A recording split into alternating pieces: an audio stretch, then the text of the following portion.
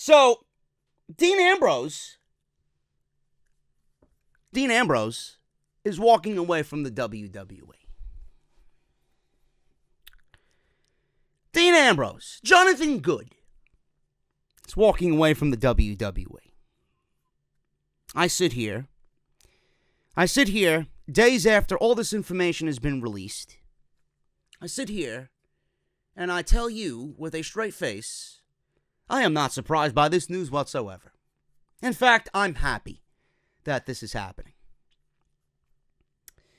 Now, it was Tuesday, and I had just woken up on Tuesday morning to get the Raw review out before I fly out to Orlando. I had a 1 p.m. flight, or 3 p.m. flight, rather. I had to be at the airport at 1, and I landed in Orlando at 6. I had to worry about SmackDown Live that evening once I checked in, and I really couldn't talk about the Dean Ambrose situation. Had the NXT tapings on Wednesday that I had to attend. I had a small meet and greet before the tapings. Couldn't talk about Ambrose. So I'm like, I'll just make it a big deal on the podcast this coming Friday. Normally with these types of situations, I like to wait for all the information to be released. I like as much information as possible so that I can update you guys in the most informative manner. But I woke up to all these texts. I woke up to people texting me, did you hear the news? Ambrose is walking away from the WWE. What do you think about it? Blah, blah, blah. I'm not surprised whatsoever. Going from Sunday to Monday and then Monday into Tuesday, you knew that something was off with Dean Ambrose. Dean Ambrose was eliminated by Aleister Black in mere minutes in the Royal Rumble. Dean Ambrose goes to Monday Night Raw, cuts a pretty damn good fucking promo on Triple H. Something that was completely against the character that they had given him, and then he was pretty much squashed in a match with Seth Rollins in the opener of Raw. Something was off. Something was off. All of a sudden on Raw, he takes a steel chair, sits in the middle of the ring, takes the microphone, he utters a few words. Ever since he signed with the WWE, and then they cut him off. It's as if he was going to have a heart-to-heart with the WWE fans. That stood out to me as very bizarre. And we're going to get to that in a second. But the Dean Ambrose situation and him walking away from the WWE is very telling, folks. It's very telling. You know, I could listen to everybody. I refuse to listen to people's views on this because you're going to have the idiots out there who don't really dig deep or dive deep into the fucking issue, you know? Then you got idiots who are saying that the guy fucking sucks and that if he went away, it's not going to matter at all.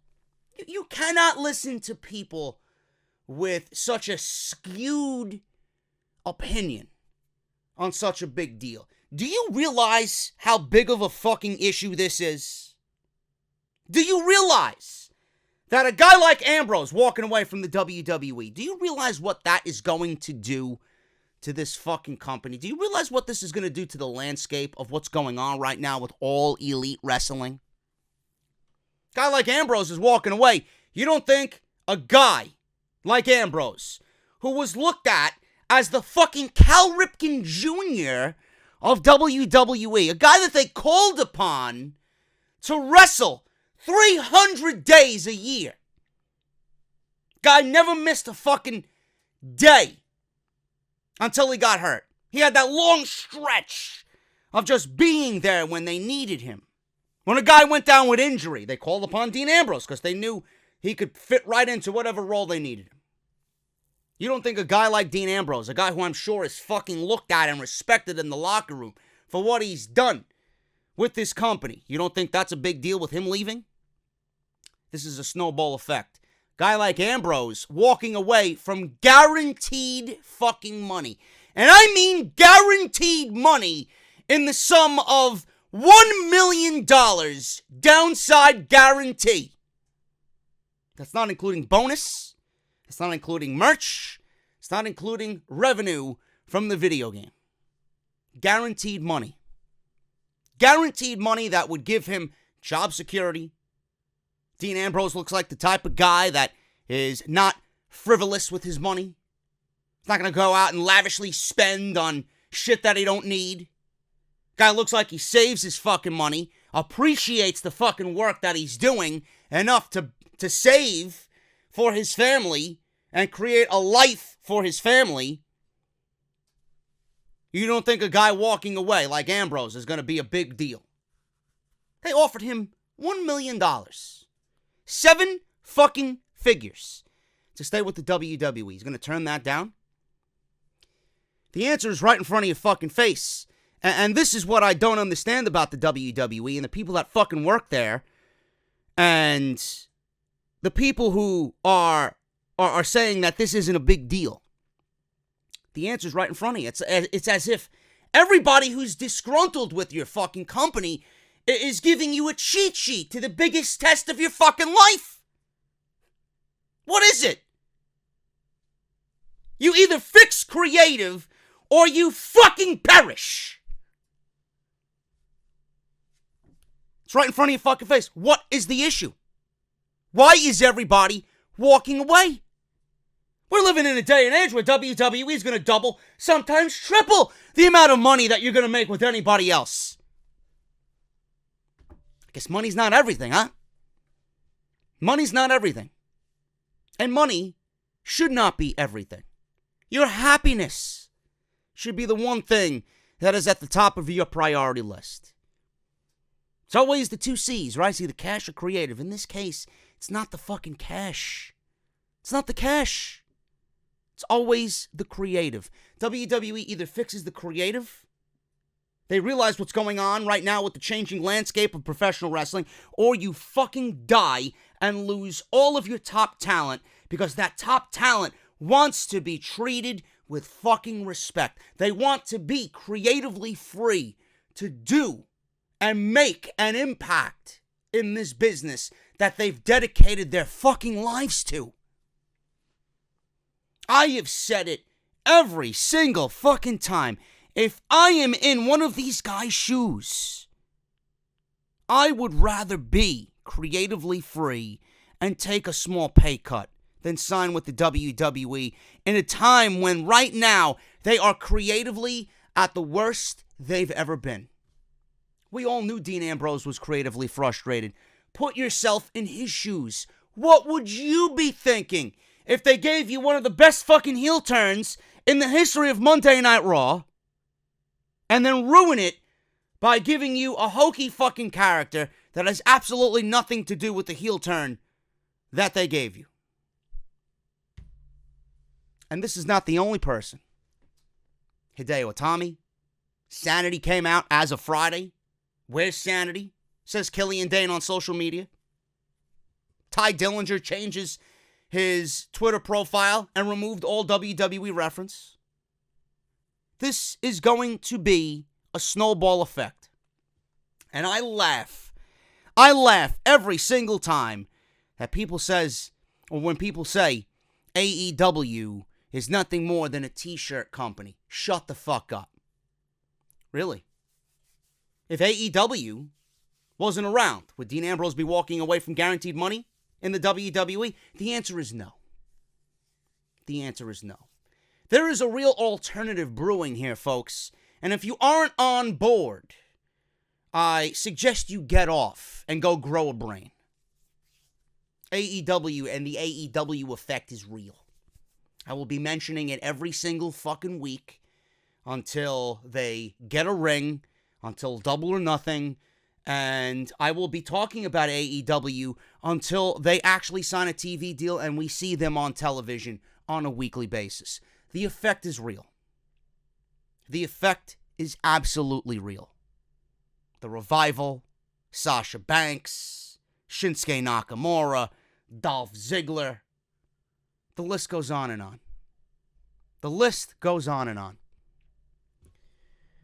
We all knew Dean Ambrose was creatively frustrated with the WWE. It all went back to the days of the Shield. That's when Dean Ambrose was coming into his own. He was the main guy. He was the main guy in the Shield. He was the one who did all the talking.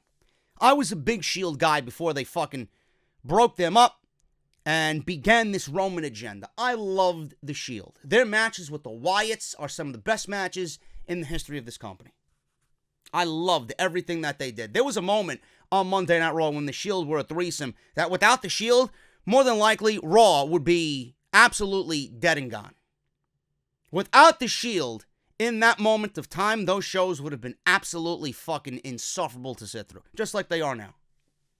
They saved Monday Night Raw as a threesome. Dean Ambrose was given the United States Championship. He didn't do anything with it. Seth Rollins was the first of the three Shield guys to break away and go on his own. That forced all of them to go their separate ways. Rollins was the first to achieve success. They labeled him the architect of the Shield. Then we began the Roman agenda. Ambrose was all on his own. Ambrose developed his own character. Rollins developed his own character. Roman was still stuck in the fucking Shield as if he was stuck in a fucking time warp. He didn't know what to do. Fast track to 2016. Dean Ambrose was challenging Kevin Owens for the Intercontinental Championship at the 2016 Royal Rumble in what I remember to be a damn good fucking match. Dean Ambrose then went on to battle in the Royal Rumble. Now, this was the Royal Rumble in which Roman Reigns had to put the WWE Championship on the line. Last time that happened was in 1992 with Ric Flair, and we all know what happened with that. Roman Reigns went into the Royal Rumble as the WWE Champion. Came in at number 1, and WWE booked that pay-per-view. WWE booked that Rumble to be directly revolving around Roman Reigns. He comes in at number 1, they take him out, they build up this Superman fucking just aura about Roman Reigns. He comes back out after sitting out of the match for 30 fucking minutes. They stretcher him out to create this vibe that, he's going to come. He's going to come back and he's going to win the Royal Rumble. Out comes Roman Reigns towards the end of the match. The nausea starts to set in. We all start getting nervous. Roman is eliminated by the man who comes out at number 30, and that is Triple H. But the final two in the Royal Rumble that year were Triple H and Dean Ambrose. 2016 was a time where Dean Ambrose was as hot as he's ever been. 2016 was a breakout year for Dean Ambrose. 2016 was a year in which you could have really lobbied for Dean Ambrose to be the guy holding the WWE Championship, and it actually meaning something. 2016 Royal Rumble, I don't think that anybody in that arena wanted Triple H to win that match. Dean Ambrose, everybody in that arena that night, Dean Ambrose was their WWE Champion. He was their man. You can even make a possible play for Dean Ambrose versus Triple H at WrestleMania 32 instead of Roman versus Triple H. Dean Ambrose lost that match. Triple H went on to win the WWE Championship, and Ambrose got a consolation prize at Roadblock that year in which he did fight Triple H in what I remember being a very good match. And backtrack just a couple of seconds ago when I mentioned you could have lobbied for Triple H and Dean Ambrose to close WrestleMania 32. If you really wanted to, that could have been a great main event. And Ambrose should have been the one to become the WWE Champion that year. Absolutely. Roman Reigns and Triple H went on to deliver one of the worst WrestleMania main events in company history. Dean Ambrose got stuck with Brock Lesnar. Dean Ambrose and Brock Lesnar had a absolutely horrendous match, and it was all because of Brock Lesnar. Dean Ambrose went on the Stone Cold podcast, and he pretty much stated that he had all these ideas for this street fight with Lesnar, and Lesnar turned down every single idea. WWE management didn't really want to embrace what Dean Ambrose brought to the table. Just a sign of creative handcuffing by WWE Creative. It also has to do with Brock Lesnar going to the UFC that year, and he didn't want to risk injury. He was looking out for himself instead of actually looking out for the company and for the opponent that he was in the ring with that night, Dean Ambrose. The match ended up being completely miserable. Miserable! Dean Ambrose then went on to SmackDown Live as the WWE Champion. He ended up being the WWE Champion going into the brand split in 2016. He was drafted to SmackDown Live. He was the guy, but he never fully got off his feet. He was never looked at as a guy that I'm going to tune in to television to watch every single week. There was always something about Dean Ambrose that was slightly off. Whether it was his character, whether it was the promo style that he cut, whether it was his moveset, there was always something off about Dean Ambrose that really never fully clicked like it did with Seth Rollins. And I don't know what that is. Dean Ambrose actually went on to have some damn good matches with AJ Styles. And I remember Dean Ambrose and AJ Styles at TLC, the night where James Ellsworth fucked him over. And I remember that actually being one of my favorite matches of the entire year. I thought that was great. I really thought that was great. Anything else of note since Ambrose moved over to SmackDown Live? He eventually moved back to Monday Night Raw. Anything else of note? Ambrose really never factored into anything else that was must-see or important. Ambrose was just always there. You always notice Dean Ambrose just kind of winging it, is the best way for me to put it. He always seemed lazy. He always did just enough to get by, as if there was not enough motivation for him to really break through that glass ceiling and give us the Dean Ambrose that we all know is there. The best thing that happened to Ambrose was him going away for 8 or 9 months and coming back just being refreshed. He had a new look. He was leaner. He was thinner. He was a little bit more built. Ambrose was back. At this point, Rollins and the summer of Rollins had taken off and then kind of faded as the year went on. He was back. Came back to aid Seth Rollins. And we all knew in the back of our minds that the natural progression of Dean Ambrose coming back is turning heel on Seth Rollins. When was it going to happen? Is it going to happen at SummerSlam? Is it going to happen on Raw? Is it going to happen? Is it going to happen? WWE finally pulled the trigger when they put Ambrose and Rollins back together to win the tag team championships from McIntyre and Dolph Ziggler. And on that night where Roman Reigns pretty much said, I am going away, relinquishing the Universal Championship, Ambrose turned heel in what was still a shocking moment and what was one of the best heel turns on Monday Night Raw. Ambrose turned his back on Rollins, turned his back on the tag team championships on a night where his brother announced that he had leukemia and he was going away, relinquishing the Universal Championship. Some people thought it was in bad taste. I absolutely fucking loved it. I absolutely fucking loved it. Because everybody was on an emotional high that night. And what better way to shock a wrestling crowd when they're so invested in Roman going away. Oh my God, this is real. What better way than to take Dean Ambrose, who was a brother of both of these guys, and have him put the knife in the fucking back of Rollins and shock everybody as they went home that night. I absolutely fucking loved it. WWE never gave us a real reason why Ambrose turned on Rollins.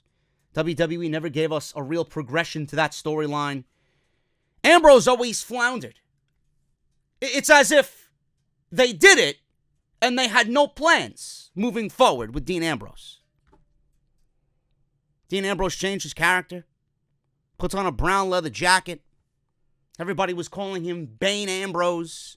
Comes out with a riot squad. A riot squad that he had in Ambrose. Ambrose had in Rollins and Reigns. Comes out with a riot squad. He has a new theme music where they altered it to put a siren in his theme music. Next thing you know, he's shitting on the fans. And he's saying that every town or city that he goes into is diseased. These hokey promos that are taking place on television. Bending over in a doctor's office, taking shots. Getting vaccines so he doesn't get diseased from all the cities that he goes into. This was the fucking character that they gave Dean Ambrose, as if they were sabotaging Dean Ambrose and they didn't even realize it. Put yourself in his shoes. Creatively, would you be pleased with the direction of your character if that's what they did with you, following such a great heel turn that pulled on the heartstrings of everybody? Then we get the Rollins-Ambrose match. And what do?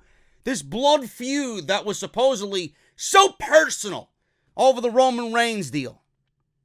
We get the one match. And what do? They bury Ambrose and Rollins in a match that was terribly produced, a blood feud, revenge out for their brother, or Rollins anyway, seeking revenge on Reigns. What happened?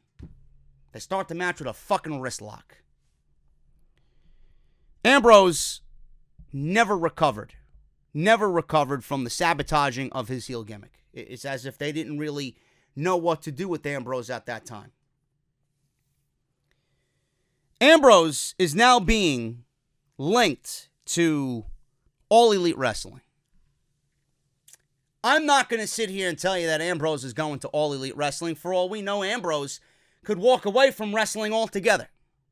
WWE has treated him so poorly, creatively, that he may think that taking a break from the business is what's best for him to get his mind right so that when he does get the itch to go back, he is at 100% up here.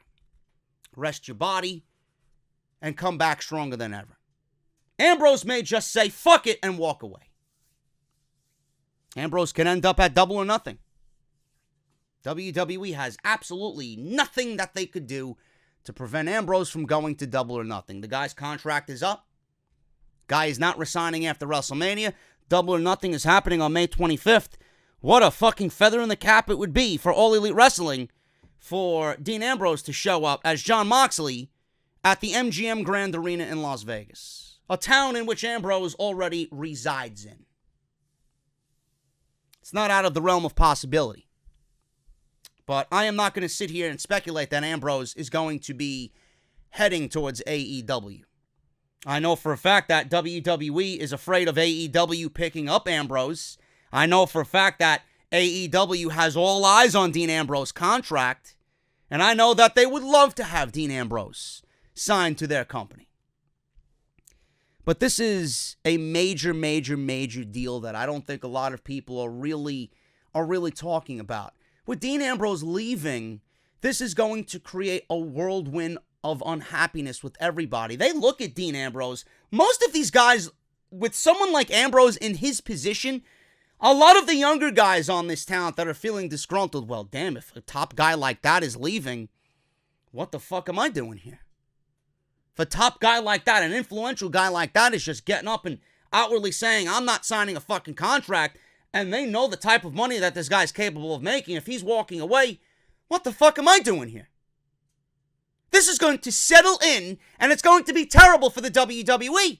A guy like Ambrose walking away is going to resonate with somebody else whose contract is up, and they might not want to resign. Ambrose, who the fuck knows what Ambrose has told people in private? Maybe he stated to everybody like, I'm unhappy. You guys need to make a decision. What is more valuable to you? The money that you could potentially make here, or the happiness that you can have going somewhere else where there's now opportunity, plentiful, for anybody in this business. A young guy who has been sitting in the back for 2 years, barely on television. He looks at a guy like Ambrose walking away, and he's going to reevaluate what he needs to do for himself to get his career on the path that he wants. This is a major fucking situation. A major situation. It's not about money anymore. It's about creative. The idea of creative right now in WWE, the fix needs to happen. They are so terrible right now. The state of WWE is so terrible as far as creative goes that I've never seen it this bad in all the years I've watched this product. This is the most important aspect of the business right now. It's not about money. Money is going to be made no matter where you go. New Japan, Ring of Honor is snatching up people left and right. AEW is offering huge money. WWE is going to counter every single offer 2 or 3 times more than what these other companies are offering. It's not about the money. Kenny Omega is not coming to the WWE. God knows what fucking money they offered him. What is most important to Kenny? It's the art of the fucking sport. It is creative freedom, and all that comes with it makes that man happy. A lot of people are opening their eyes to what is going on in WWE, and you guys need to do the fucking same. Why is WWE pushing the club? Why is WWE featuring Nakamura? Why is WWE featuring Zack Ryder and Kurt Hawkins? Why is Apollo Crews on television now? More and more and more every single week. Why? Why is R-Truth the fucking United States champion? No matter their position on the totem pole in WWE, WWE is realizing that all this disgruntled talent that has not been featured might have contracts coming up. They might be reevaluating their fucking career. They might be looking at AEW as a viable option. Creative. It's the AEW effect that's trickling down into the WWE. That's all it is.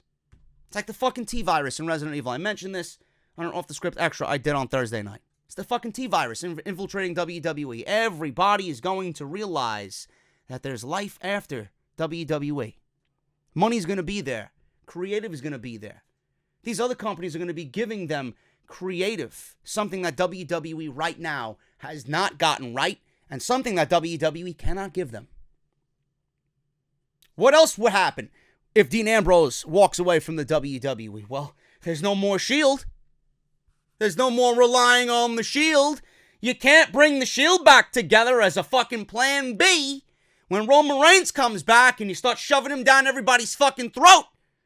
You can't get the Shield back together to prevent all the boos that are inevitably going to happen when Roman Reigns comes back and you start shoving him again like fucking Superman.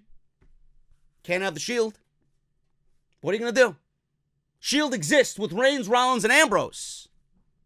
That ain't going to happen with Ambrose. Gone from the company. There's no talk of the Shield. The Shield can't be 2/3 Rollins and Reigns. You can't include anybody else to take Ambrose's spot. It's not going to be the same. It's not going to be the same. So that takes that right out of the equation. What does WWE do with Ambrose? What do they do with Dean Ambrose? Do they keep him off television? Do they feature him on television and give him something to do at WrestleMania? If I'm WWE, I know I'm keeping that man on fucking television.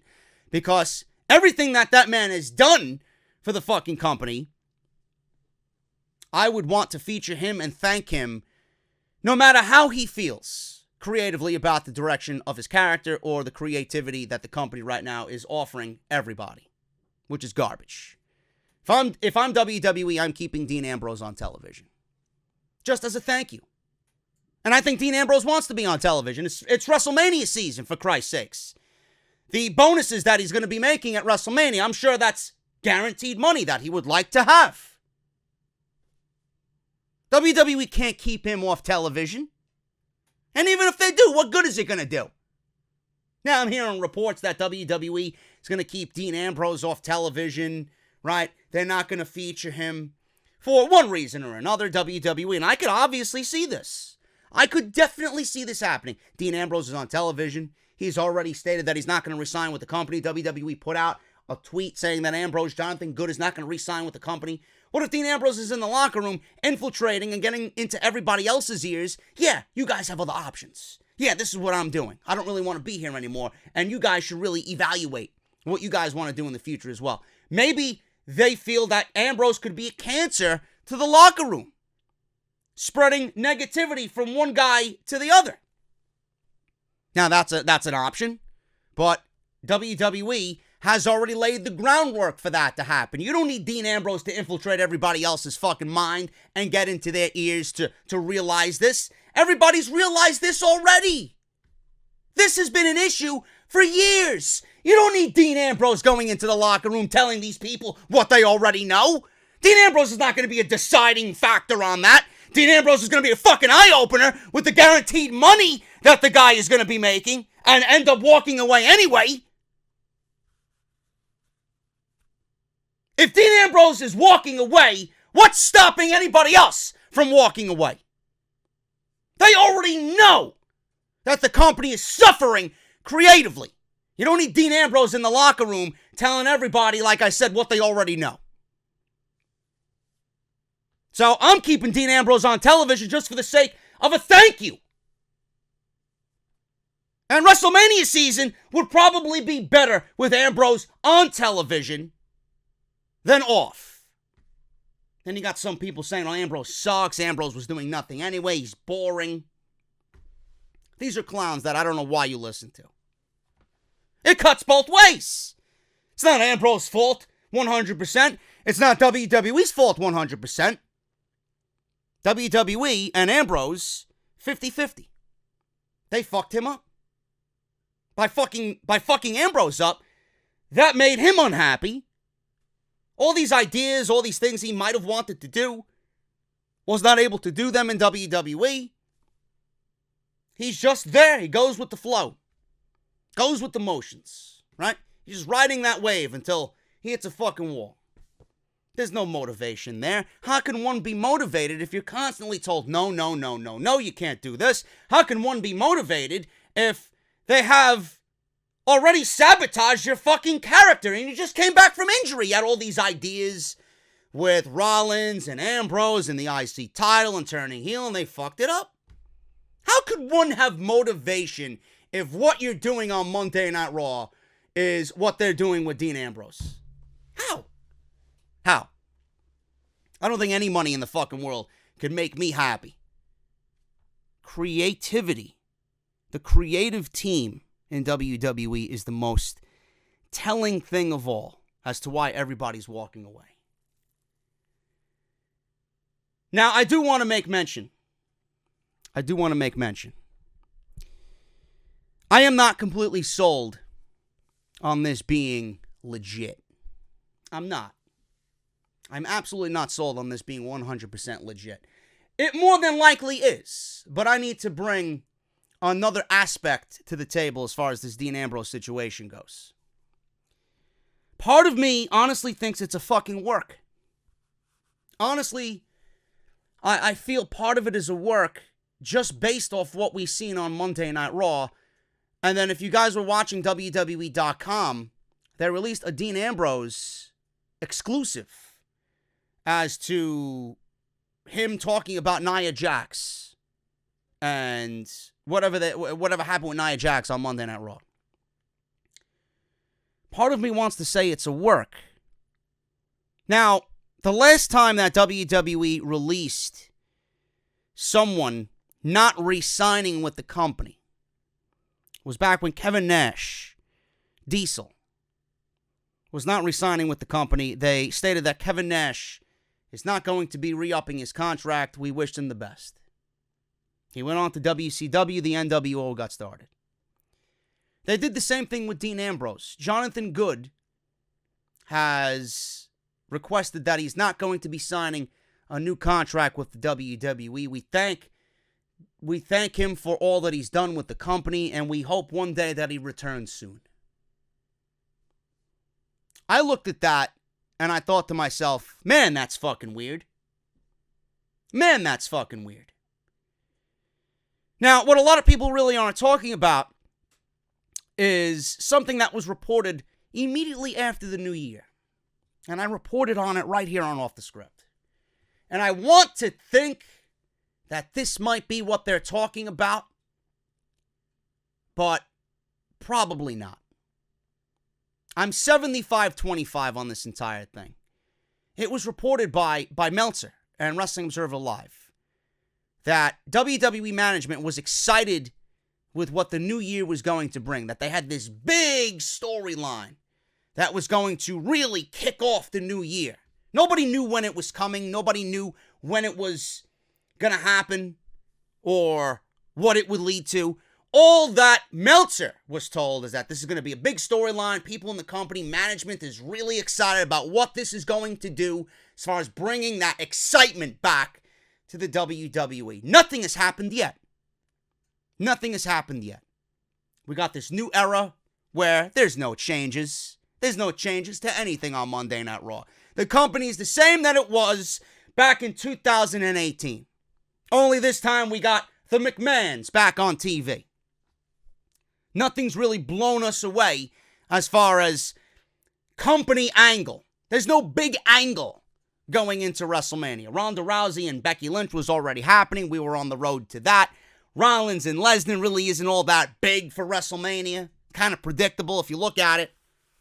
WWE really needs something to generate excitement for WrestleMania outside of what is already in motion. This could certainly be that. This could certainly be that. It's not out of the realm of possibility. And for anybody who wants to be a realist here, oh, Ambrose is gone. Ambrose is leaving the WWE. You are not wrong if you are one of the people thinking that this might be a work. It's pro wrestling. It's pro wrestling. It is not out of the realm to think that everything is a fucking work. Now, I hope that it is, because if you look at the landscape of WWE, man, they really need something to fucking shoot them in the arm and get this shit going. These shows are not exciting. There's no better individual to do that with than Dean Ambrose. Dean Ambrose has complained that he hates hokey shit. He hates being scripted. He hates being told what to say word for word by a fucking goon who doesn't know the type of character that Dean Ambrose is. Why is Dean Ambrose gonna sit there and listen to someone who doesn't know who the fuck he is when Ambrose is the guy who knows who he is better than anybody? Could be a work. Ambrose was on Monday Night Raw and cut probably what was the best promo that he's cut in the last 6 months since his return. And it was aimed towards Triple H. Now, I sit here wondering why that was the open of the show, why Ambrose took a steel chair to sit in the middle of the ring and then was cut off by Nia Jax. WWE is not going to put something on television like that if it's not leading to something. Ambrose didn't go into business for himself. You think that little fucking... I guarantee you WWE put that on the show in hopes that people forgot it. That brief moment where Ambrose was in the ring with the steel chair about to open his heart about why he first signed with the WWE. Then they cut him off. Nia Jax and Tamina come out for a match with Mickie James and Alexa Bliss. Why was that in the show? If that wasn't seeds being planted for something. Ambrose didn't go into business for himself. That was the most telling thing of all. That was the most telling thing on Monday Night Raw. Now, Ambrose is still on the road with WWE. Ambrose is going to be on Monday Night Raw. But a match with Triple H and bringing realism to this is certainly not out of the fucking realm of possibility. WWE could be playing everybody. You don't think they want Ambrose back in the company? WWE could be looking at the reactions on social media right now. Oh, look, we're working everybody. If we turn this into real life, we can do and give you the character that you've wanted. Just because they want him to stay. Has Ambrose ever really been a lunatic fringe? Really? Like, what the fuck is a lunatic fringe? They got all these fucking cheesy nicknames for everybody, right? The almighty Bobby Lashley. And the architect, Seth Rollins. What the fuck is he building? The Shield is no more. What is he building? Ambrose has not done anything as far as being a lunatic goes. Nikki Cross is more of a lunatic fringe than Dean Ambrose. What has he done? Has he been crazy psychotic? Does he resemble a Hannibal Lecter coming out of a fucking psychiatric ward? What is he?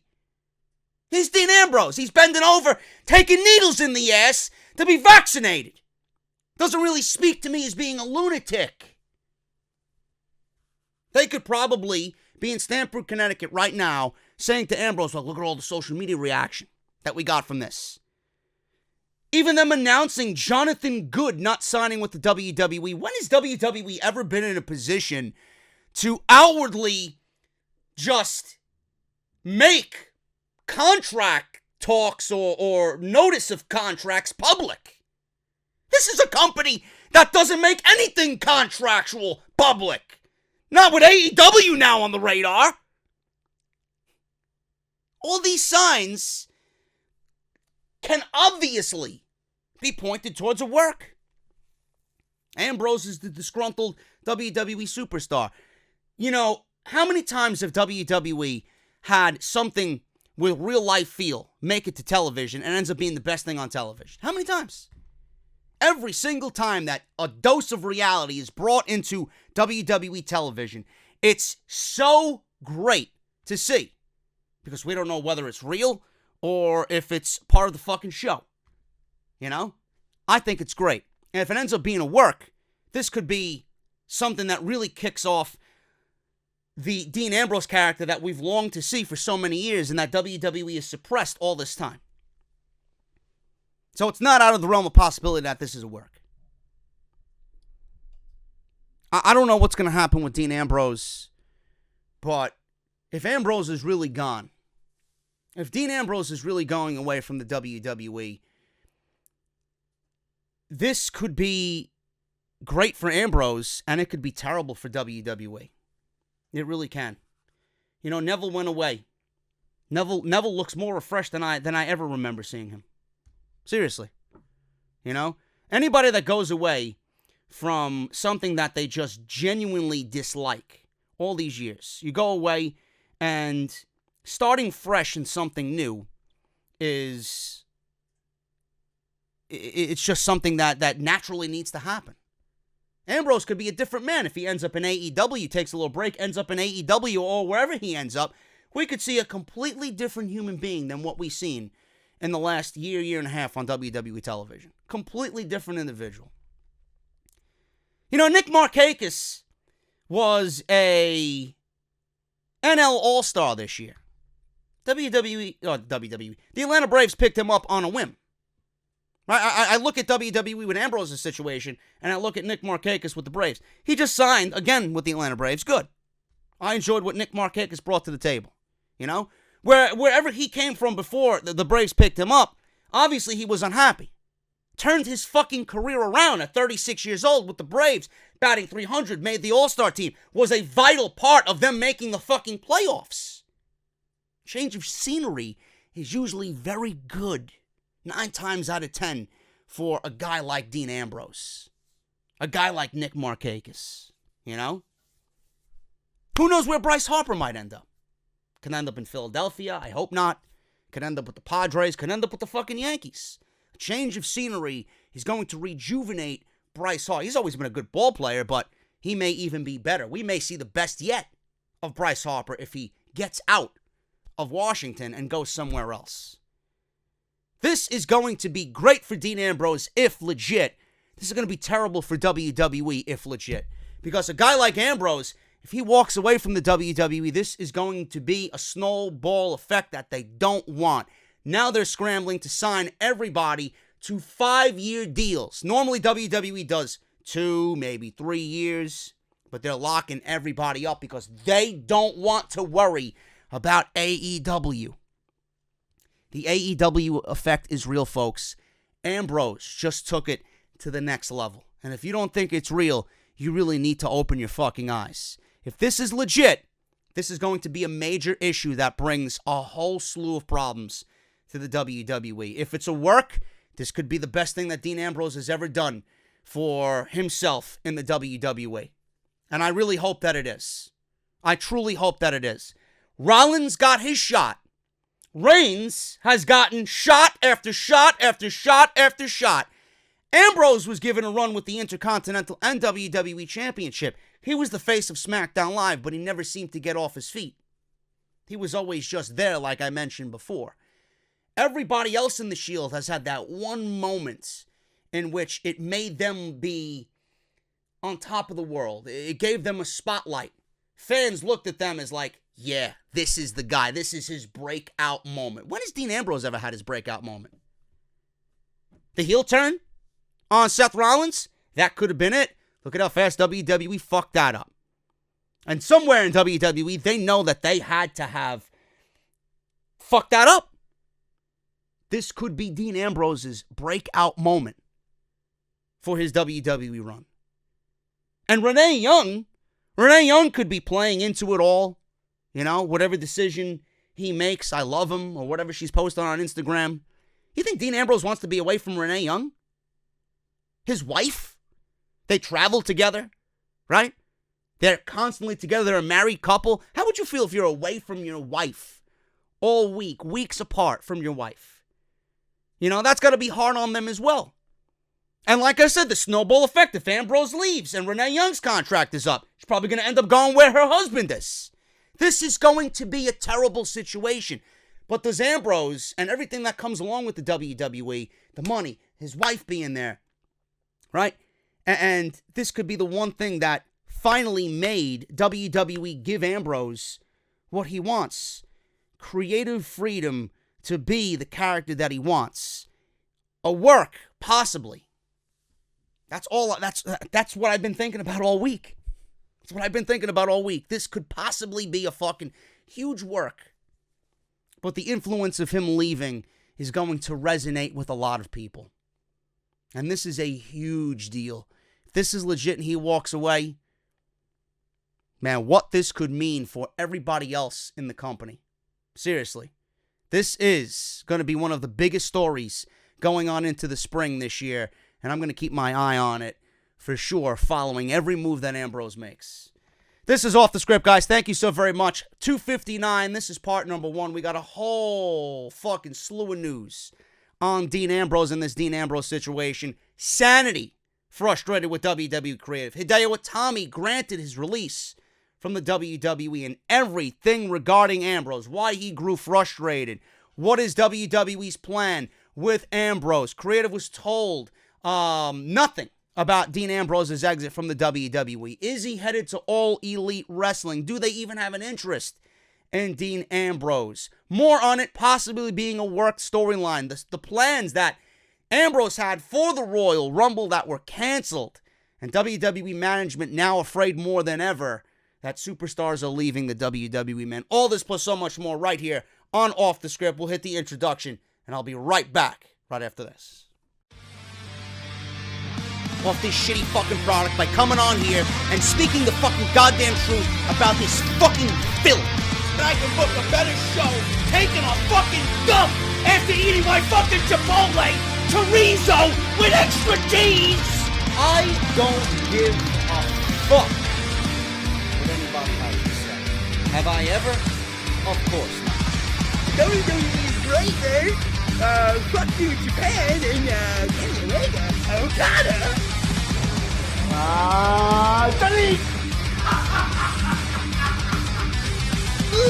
What is it, man? Can I suck your dick? What is it, man? Well, this is the #1 fucking podcast. Right here on YouTube.com!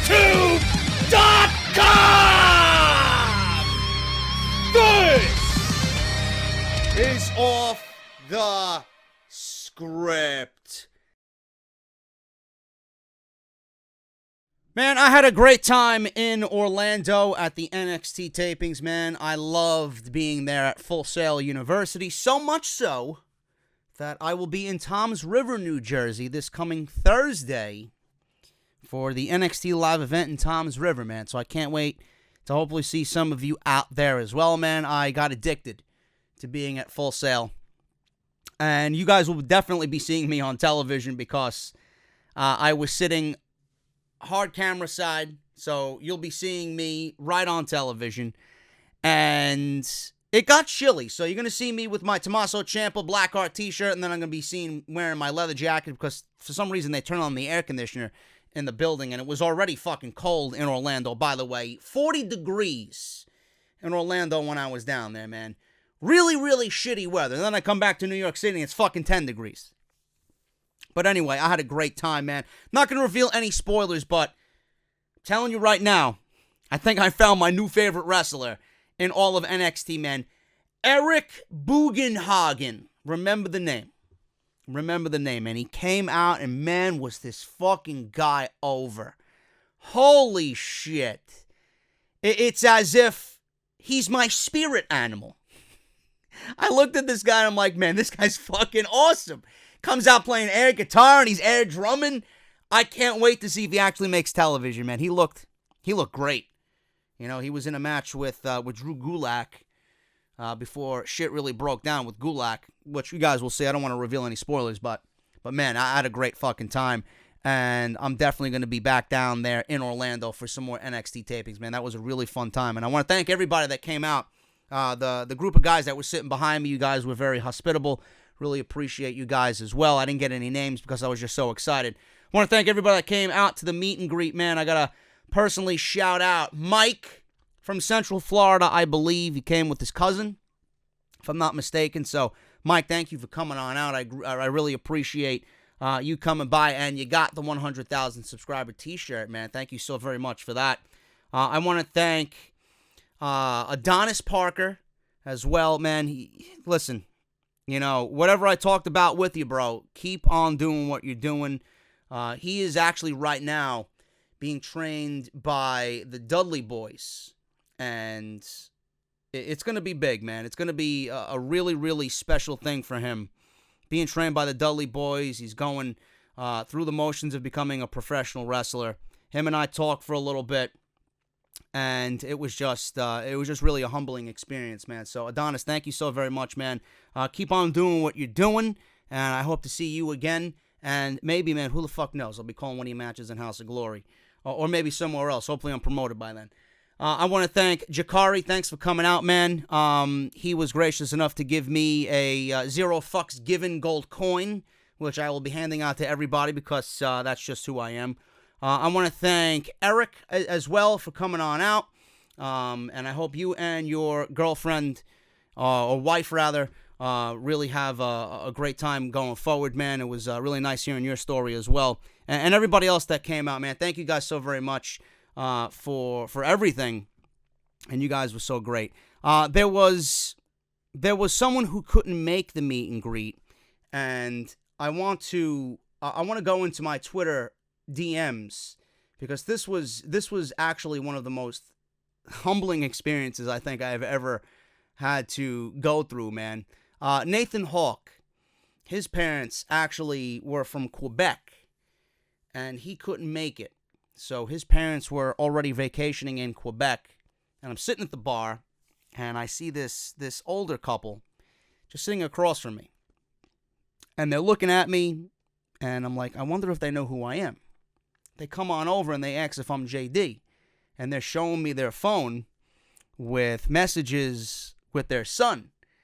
And they found the right place. They found me, and Nathan couldn't be there, so he had his parents go to Miller's Ale House, have a beer, wait to meet me and have a few words with me. And they were just so sweet. I didn't even know what to think in that moment. They took a picture with me. They messaged their son saying that all is good. And it was just a really humbling experience, man. That was something I'll never forget, to be honest with you. And the reason I love doing what I do, man, I was telling Adonis at the meet and greet. Sometimes when I'm doing what I'm doing here, it's just one of those things where I kind of just go through the motions. I do it because I love doing it. I love being consistent with you guys. And some of the people that were actually at the meet and greet mentioned that, the one thing that is great about what I do is the fact that I'm so consistent, that I'm there when they expect me to be there, as far as off the script or Raw, SmackDown, NXT, whatever. They know that they could come home after a shit day, and they just want to watch the podcast, and they know that it's always going to be there for them. But sometimes, when I hear how people are going through, whatever issues that you're going through, whether you're depressed or whatever you guys might be going through, a breakup, family problems, it's amazing how many people come to me and tell me that I saved them from something even worse happening, or I saved their life, and they thank me for being one of the brightest parts of their life. And to be quite honest with you, man, it works both ways, because I was going through my shit a couple of years ago, and nobody really understood why. I was ridiculed for it. I was picked apart for it. I was made fun of it. I made fun, about it. Why I got up and I just left out of nowhere, Nobody really needed to know my issue. It's none of anybody's business. But as much as you guys need me and rely on me, what got me through my dark times was because I had you guys to rely on. If I didn't have everybody waiting for me to deliver the content that they love so much, I don't know where I would be. I don't know where I would be. So as much as you guys say that you need me, it works both ways. I need you just as much, if not more. So I want to thank everybody that came out to the meet and greet, man. You guys were fucking awesome. And Nathan Hawk says, please keep Kevin Dunn far from our forests. I heard Canada has a lot of wood. Yeah, he loves the new Daniel Bryan title, too. God forbid. Daniel Bryan better not be walking around with Kevin Dunn with that fucking title. He'll have no title. Oh, my goodness. Anyway, man, thank you guys so very much for everything that you did in Orlando. I'll be back very soon. I can promise you that. This is Off the Script, episode 259. Part number 1 for your weekend. The Worlds Collide tournament is happening on Saturday. I might be doing a review of the Worlds Collide tournament. I don't really know as of right now what is going on with that. So hopefully we can have more information on that in the days to come. But I would like to talk about the Worlds Collide tournament because it is very crucial to what you guys will be seeing on NXT. And that's all I will say on that. But I might be doing that on Saturday, so look forward to that. If you guys did miss my upload on AEW news, we did something on Thursday when I got back from Orlando. Brock Lesnar to be elite with AEW. Lesnar obviously is under a WWE contract through WrestleMania. He will be negotiating. Paul Heyman will be negotiating a new contract for Brock Lesnar. And it will include WWE, UFC, and now AEW, man. This is going to be the biggest triple threat of Brock Lesnar's career. He may actually end up making more money than he has ever made in the world of professional wrestling. More than likely, he'll end up staying with the WWE because I don't think Lesnar is that much of a dick. Yes, the most important thing to him is money, but I don't think he'd stiff Vince McMahon the way Vince McMahon has treated him all these years, man. But he is definitely set to make a lot of money, and AEW is interested. They are definitely interested in Brock Lesnar. So if you guys missed that, link will be in the annotation that you see in the top right corner of your screen. Follow me on social media, man. JD from NY 206 on both Twitter and Instagram. I've been posting a lot on Instagram. If you guys want to go to my Instagram, you will see that I did indeed meet Mauro Ranallo outside of Full Sail University. By the way, Mauro, I have to mention this, man. Mauro was one of the nicest fucking guys I think I've ever met in the business, man. It was such a funny story. I was there with my buddy Kedrick, and he lives in the Orlando area. Shout out to you, Kedrick. Thank you so much for your hospitality, man, and thank you for hanging out with me. It was a pleasure seeing you again. I didn't want to go up to Mauro. He was standing there all by himself, and he was waiting for, I guess, a cab service or a car to come pick him up. Kedrick goes over to him. He's like, I'm going to go over and say what's up to him. So he goes over, and Kedrick, on behalf of me, brings Mauro pretty much over to where I am. I seen him walking in my direction because I kind of knew what he had uttered to Mauro. So I start walking over to Mauro because I'm nervous. I'm those type of guys, man, that is just very, I guess, humble, and I don't want to bother anybody, especially if it's like the performers. I hate being one of those fucking guys that's gonna, hey man, can I get a picture? Hey man, can I get an autograph? No. Not that type of guy. So Mauro comes over, and he's like, are you Mr. JD? And I'm like, yeah, that's me, sir. How are you? And I shake his hand, nervous as fuck, marking out at the same time.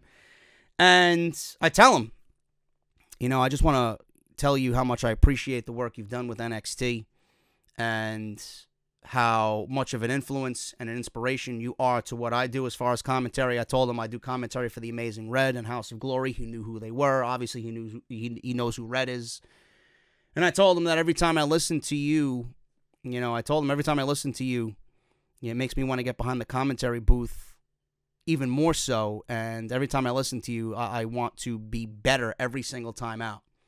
He was the most humble and fucking guy, man. He was the most genuine, down-to-earth guy.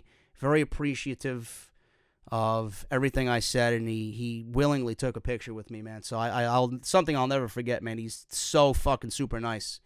And that was a really great moment. And everybody that was standing around, they seen me go over, they seen me talking to him. They ended up coming over. And Mauro literally stood and spoke to everyone, gave a picture, took a picture with everybody that wanted one, man. You don't really see that. You don't really see that a lot. And it was just a great, great experience, man. Really made the whole fucking trip for me. So, Mauro is just unbelievable at what he does. And he's one of the greatest of all time.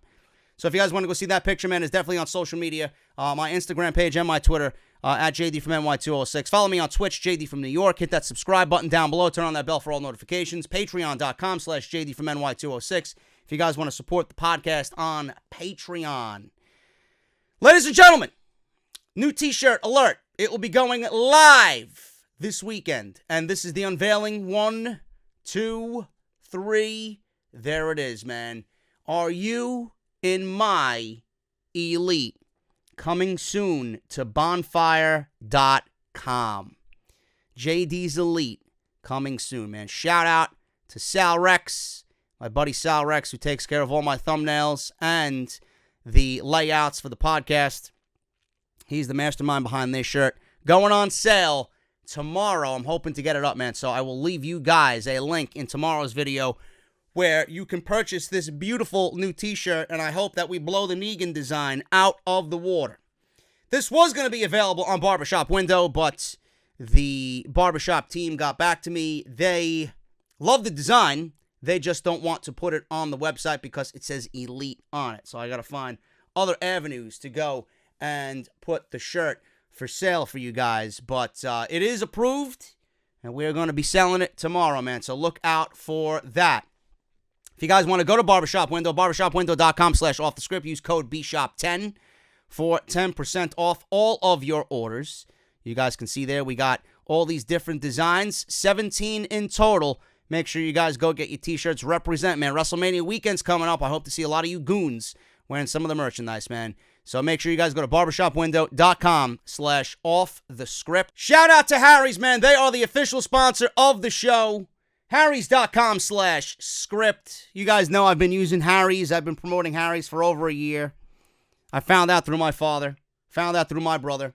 Haven't even looked back, man. With my sensitive skin, Harry's does the job. I love the fact that I have such sensitive skin and I have not cut myself once using a Harry's product, man. What do you love about shaving with Harry's? Do you love the closeness? Do you love the smooth, comfortable glide? Everything about it, man, is just so great. So I want you guys to join the 10 million that have already used Harry's, man. Claim your trial offer by going to harrys.com/script. Harry's founders were tired of paying for razors that were overpriced, they were overdesigned, they don't use gimmicks, vibrating heads, flex balls, handles that look like spaceships. All these tactics from all these different brands, man, used to raise prices for these products for decades. They fixed all that by combining a simple, clean design with quality, durable blades at a great price. Harry's actually bought a world-class blade factory in Germany that's been making quality blades for over 95 years, and they received over 20,000, yes, 20,000 five-star reviews on Trustpilot and Google. Harry's blades come with a 100% quality guarantee. If you don't love your shave, let them know and you will get a full refund, man. Harrys.com/script. $13 value trial set comes with everything you need for a close, comfortable shave. You're going to get the handle. One color to choose from, man, out of 3. It is your choice. The orange, the navy blue, or the evergreen. You're going to get a 5-blade razor with a lubricating strip and a trimmer blade. Rich, lathering shave gel which soothes and hydrates. It smells fantastic. It's going to leave a nice little tingling sensation on your face. And you're going to get a travel blade cover as well. All for free. A $13 value for free. Now, you guys can redeem this trial set by going to harrys.com/script. Once again, that's harrys.com/script to redeem your offer. Let them know I sent you to help support the show, man. Thank you guys so very much for everything you do. On with the podcast. This is the Dean Ambrose Show, man. Monday Night Raw is the Dean Ambrose Show. Off the Script is the Dean Ambrose Show. We went over that Ambrose had rejected a 7-figure deal with the WWE that spanned 5 years. Money clearly wasn't a thing for Dean Ambrose. It's creative. He doesn't live a lavish lifestyle. He saved his money over his WWE run. And if Ambrose doesn't get a huge contract like he did from WWE elsewhere, I think Ambrose is going to be pretty much set. And he'll be fine. Now, we don't know what's going on with Renee Young. We don't know when her contract is up. Obviously, she's still going to be in the commentary booth for Monday Night Raw. We don't know if she's going to have any factor at all as to him staying or him going or him, going to AEW, her leaving. Nobody knows if she's going to end up joining Ambrose when her contract is up.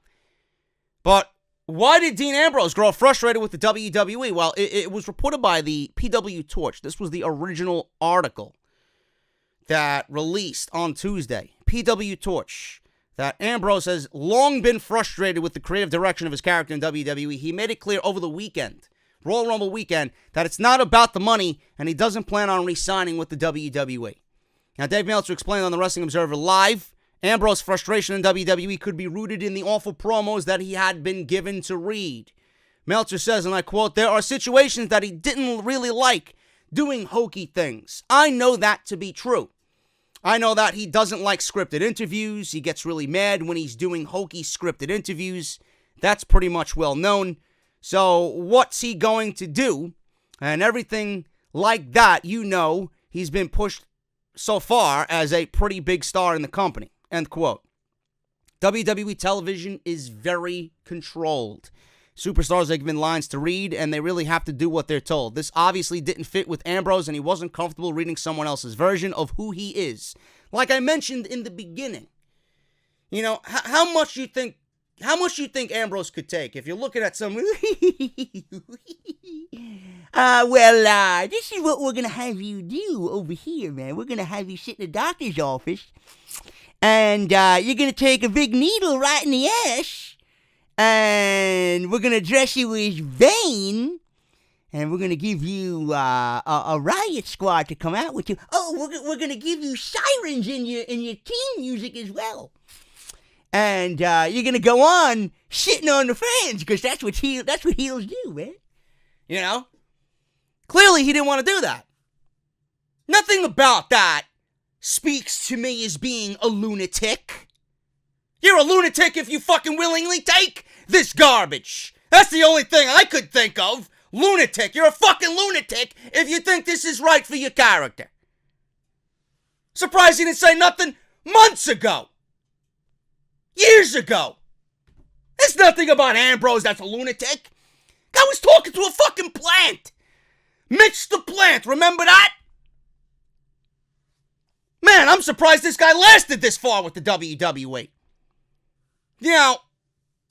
If you listen hard enough in the past few weeks, Renee Young also hinted at her husband's possible frustrations with the company on commentary. Dean Ambrose looks to be exiting the WWE after WrestleMania. It will be interesting how WWE decides to use him up until that point, as well, given their customary practice of either writing someone off if they're leaving the company or killing their character completely. I want to think that WWE is at least thankful that Ambrose gave them his body. Ambrose gave them his time. Whenever they asked anything of him, he was there. He was, like I mentioned, he was the Cal Ripken of WWE. Wouldn't it be shitty if Ambrose is booked to be squashed by Nia Jax? Everybody's claiming that, it's going to lead to a Nia Jax-Ambrose match at WrestleMania. Something that I would be nauseated by, but there's something weirdly interesting about that for some reason. Now, the intergender thing in WWE, I can't really put a finger on why Nia Jax is mingling with the men. I really don't know, But the only thing I could think of is that AEW possibly is going to be getting on board with the intergender thing. That's the only thing I can think of. And if it's something that's going to happen in AEW, I could definitely envision WWE thinking, well, if you could do it, we could do it better. Now, Nia Jax really is the only one that I could see wrestling the men just because of her size. I don't want to see male versus female action in WWE. I don't know how well that's going to go over with their sponsors. I don't know how well that's going to go over with their fans. We already have people fucking complaining about Nia Jax taking an RKO in the Royal Rumble, which was probably the best part of the whole fucking Royal Rumble. You know, I didn't want her to be there, but she took that RKO like a fucking champ. She took the super kick by Dolph Ziggler like a fucking champ. Those were the best parts of the Royal Rumble. And people are going to get salty over it.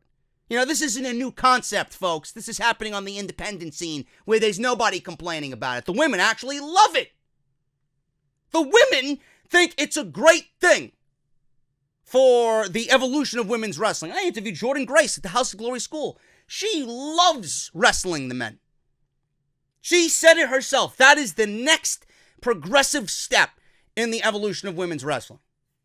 So if the women are okay with it, why don't you shut your fucking mouth? Really. It's definitely a thing I can envision, you know, AEW doing that, and WWE, if they want to get in bed with that concept, it's going to be one of those deals like, oh, well, they're doing it, we're going to do it better. But I don't think that's coming to WWE, and I really don't think that's going to be the match for Ambrose at WrestleMania regardless. Now, I could see WWE squashing Ambrose just to kind of kill his credibility, but I don't give a fuck what they do with him. I don't give a shit what they do with him. Ambrose now, if they squash him all the way up until WrestleMania, Ambrose is still going to be a huge name.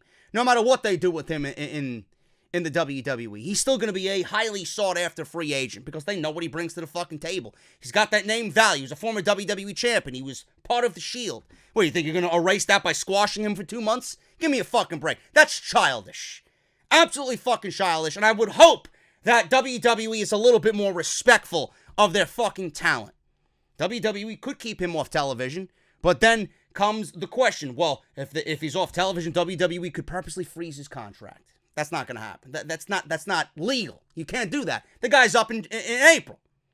You can't do nothing about that. The guy's willingly going to work his contract for you. You can't do nothing to freeze his contract so that he don't show up at Double or Nothing.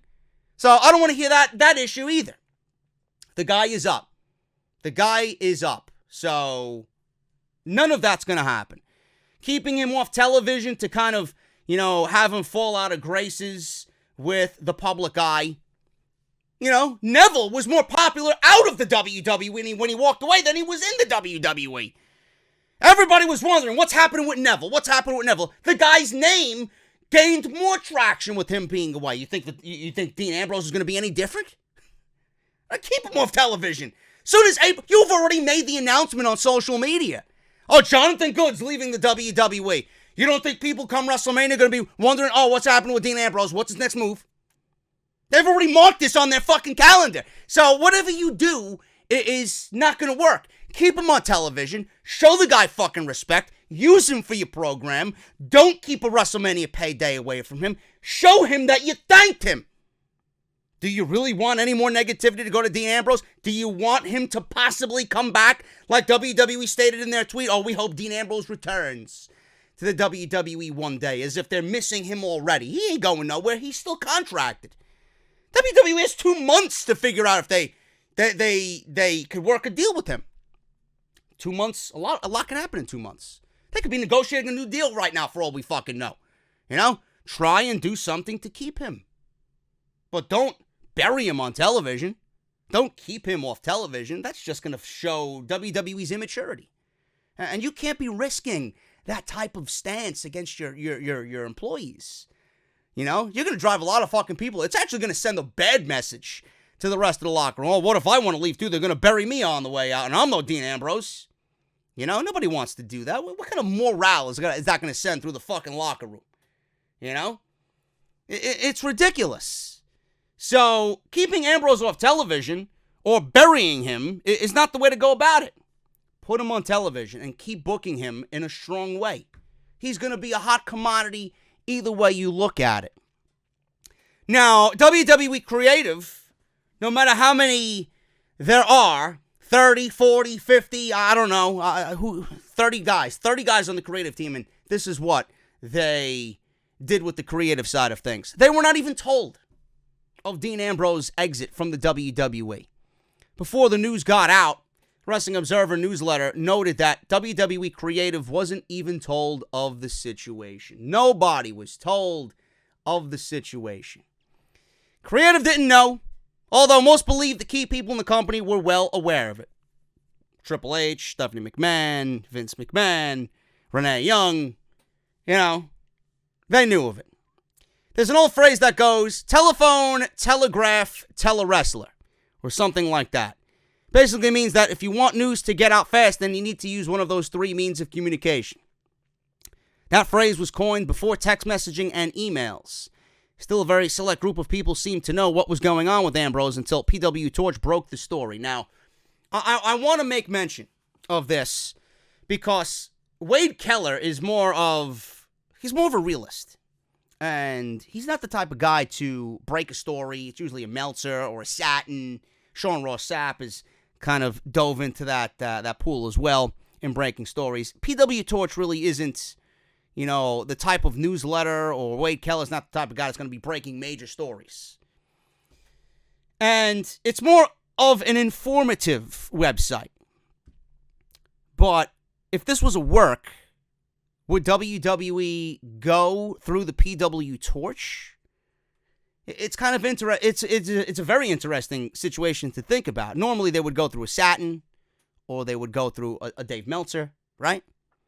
But maybe they pick someone who's a little bit under the radar to get this thing out. Like I said, it could be a work. It could be a work. And then everybody else picked up on it. So PW Torch first reported this, but we don't know if PW Torch is in cahoots with WWE to maybe get this out. I don't know.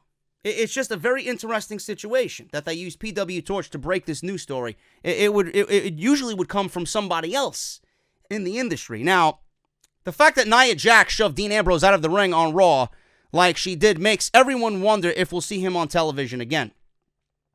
Now, because of this, if he does enter the arena on Raw, he might be the biggest babyface in the company no matter what he does, which is something that WWE doesn't need.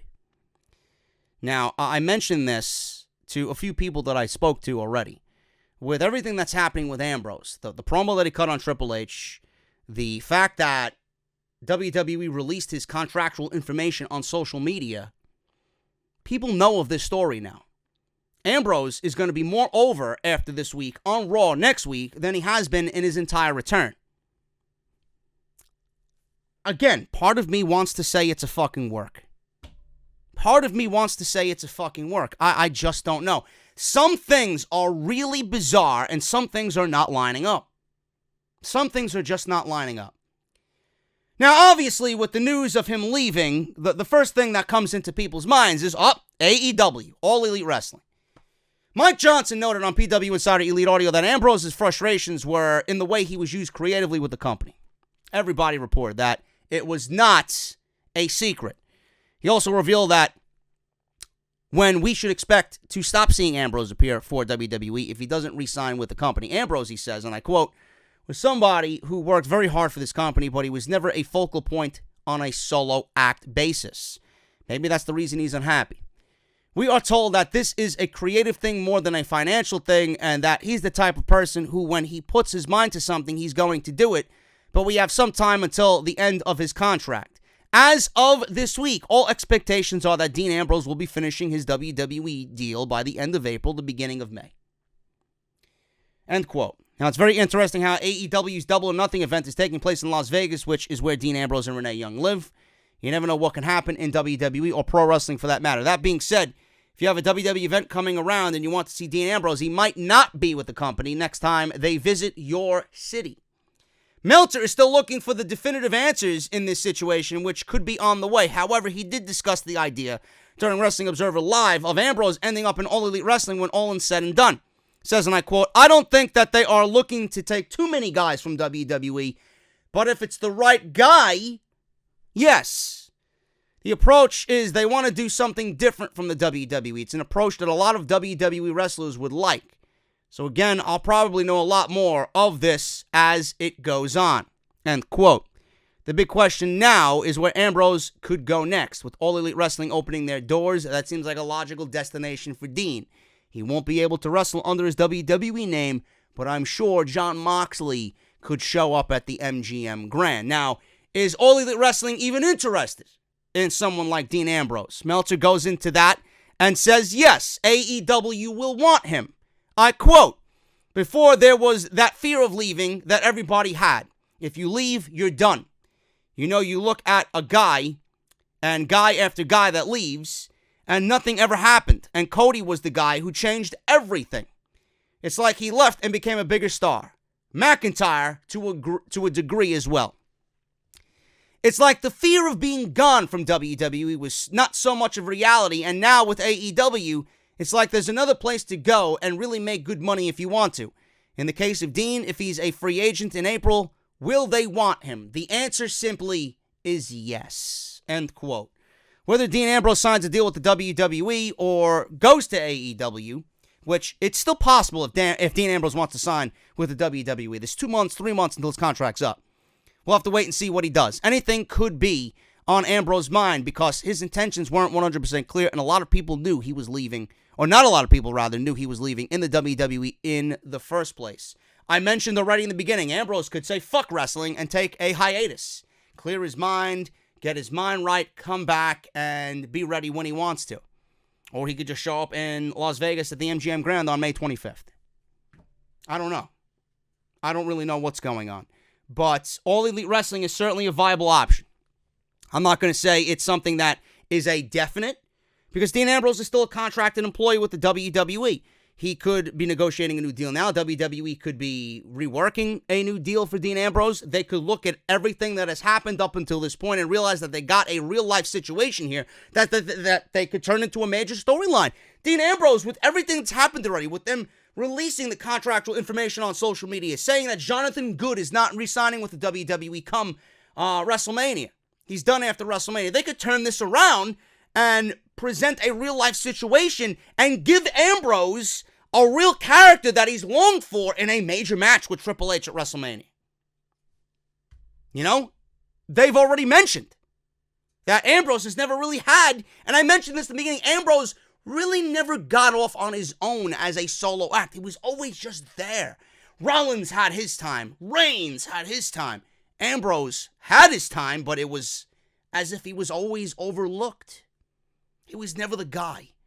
If this is a work, and this is all part of the master plan, which is possible, this could make Dean Ambrose into the biggest he's ever been as a solo act on WWE television. You don't think they know that? You don't think Dean Ambrose knows that? I don't know. Something about all of this, you know, it's definitely leading to Ambrose walking away, but there's just some vital pieces to this that just don't sit right with me. It really does not sit right with me. Now, is it a work storyline? Brad Shepard laid this out on the Oh You Didn't Know podcast concerning Dean Ambrose's WWE status following his contract expiration. The plan is for him to be gone from the company, even though there is no way that WWE wants to lose him. He says, and I quote, there's a lot of speculation about Dean Ambrose and his WWE deal. Now, Wade Keller first reported that Dean Ambrose would be leaving WWE after his contract expires in April. There was a lot of subsequent speculation after that statement saying he would be leaving the company and that they wished him the best when his contract was up and that they wish he would one day return to the WWE. You know, the booking on Raw where he's kind of getting into something with Hunter. There's kind of teasing something there. People are just kind of speculating.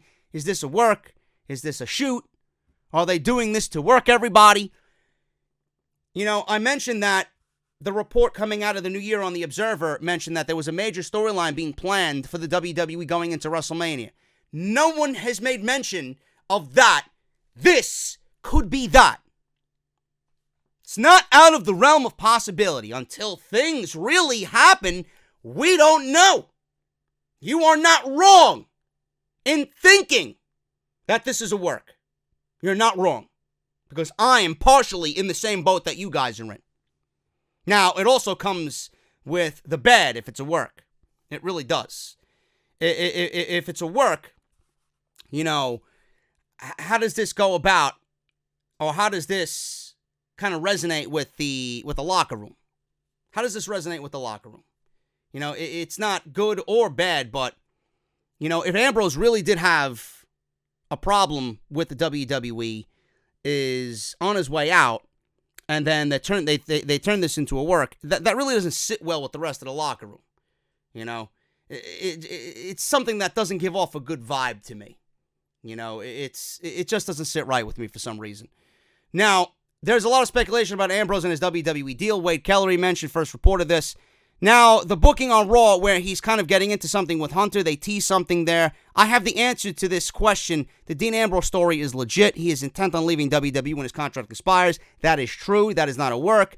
Now, they may work something into the storyline based on the reality of it because the story is out, but he is legitimately planning on leaving the company when his contract is up. Now, they have to figure some things out. They have time to figure things out. So they have a couple of months. Maybe they figure it out, maybe they don't. But his intent right now is to leave the WWE. There's 3 months before his contract's up. 2 months before his contract's up. WWE could easily be working a deal with Ambrose. Like I said, they could see this all happening on social media. They could turn it into a storyline that finally gives Ambrose that push to stand out as a solo act after them fucking ruining him following the heel turn on Seth Rollins the night Roman Reigns went away with leukemia.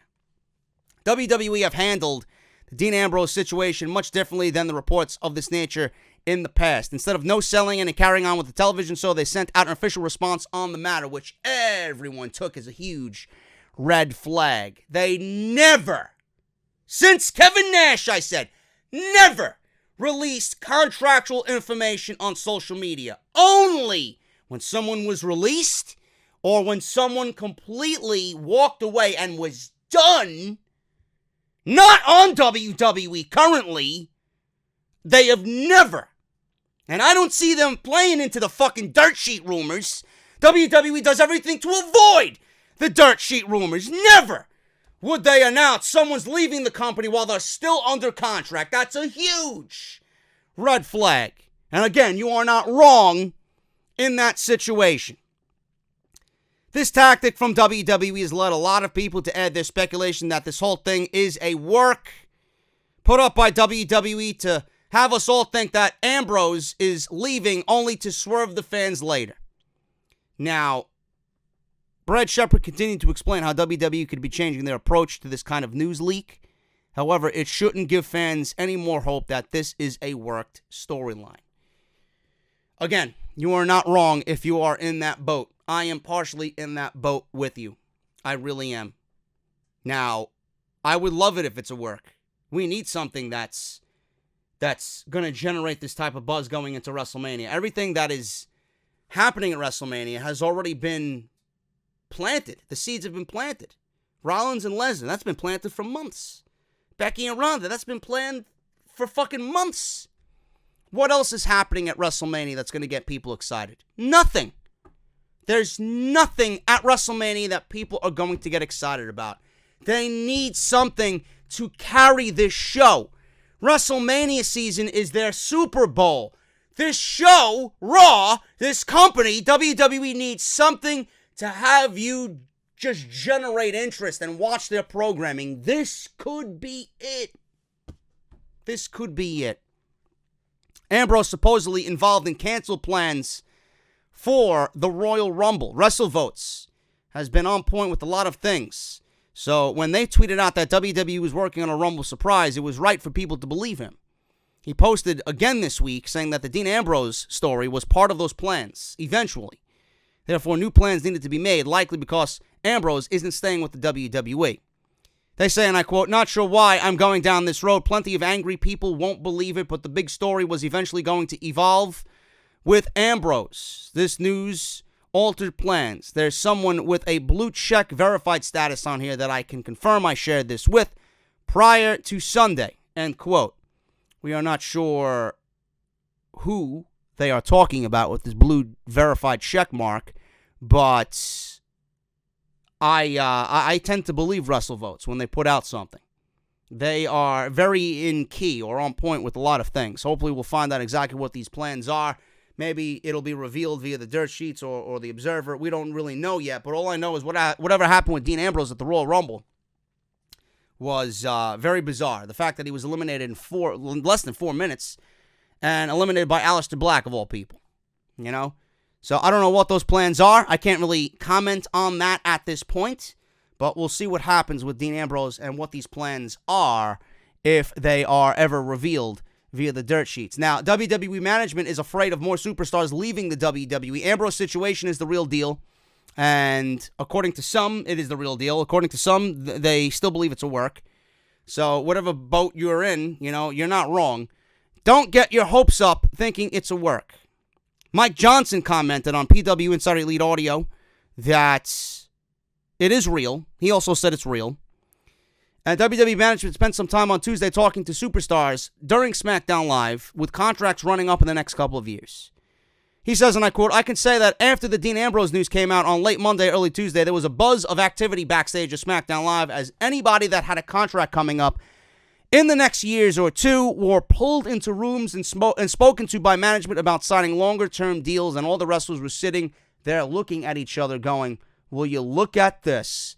This is crazy." Everybody now is starting to feel appreciated, folks, because of nothing that they did, but because WWE is feeling the heat.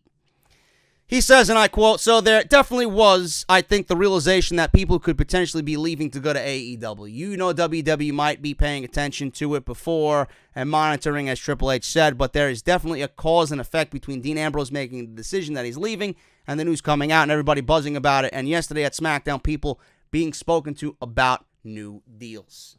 Just like I mentioned in the beginning, Ambrose leaving is going to be a huge bruise on this company. Who's to say that someone else is looking at Ambrose? Well, if a top guy like that is leaving, what the fuck am I doing here? He's citing the same reasons why I'm frustrated. Why the fuck am I going to stay? And he goes to AEW, he could bring a whole slew of people with him without even actually saying a goddamn word. Just the action of it is going to bring more people to leave the WWE. This is going to be a huge dent on WWE. Management is now, again, like I mentioned yesterday on OTS Extra, running around with their fucking heads cut off. They're chickens with their heads cut off. They don't know what the fuck they need to do. They have their backs against the wall, and they're doing everything humanly possible, whether it's give more people contracts, more money, get people on TV that haven't been on TV, start pushing them a little bit better so that they remain happy. Almas is a perfect example of that. People, everything that you see change. You're talking, the new era is nothing that the McMahons are doing. The Young Bucks, Cody, the Elite, All Elite Wrestling is giving you the real new era. They're giving you the new era that Vince and his family will not give you, cannot provide for you. Look at what they're doing. They haven't done a fucking thing yet. Minding their own business. And they got WWE trembling. That's the new era. The new era is what All Elite Wrestling is doing. They are changing the WWE without even lifting a fucking finger. I fucking love it. I love it. WWE's fear of superstars leaving is not a new thing. WWE doesn't want another Dean Ambrose situation. Like I said, they could still be negotiating with Dean Ambrose. They could sit down and he could change his mind. It's not set in stone yet. Well, because they put it on social media doesn't mean it's going to happen. Things change. People can change their mind. Like I said, it could be a work. Dean Ambrose is a very different type of guy. He turned down a ton of money. $1 million guaranteed contract over 5 years with the WWE. Now we wonder if he will appear again. He is going to be on Raw. That will be very telling. All eyes will be on Ambrose. The reaction and what he's got going on as far as storylines. Brian Alvarez discussed all the superstars getting offered bigger deals during Wrestling Observer Live this week. He said this is not a new thing because WWE has been at this for weeks. He says, and I quote, "It's not yesterday at SmackDown. It's been going on for weeks. They've been contacting everybody whose deal is up.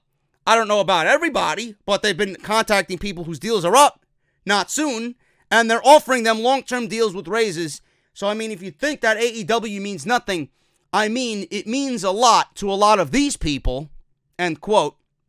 He goes on to say and say, finally, "Some of them are accepting and some of them are like Dean Ambrose.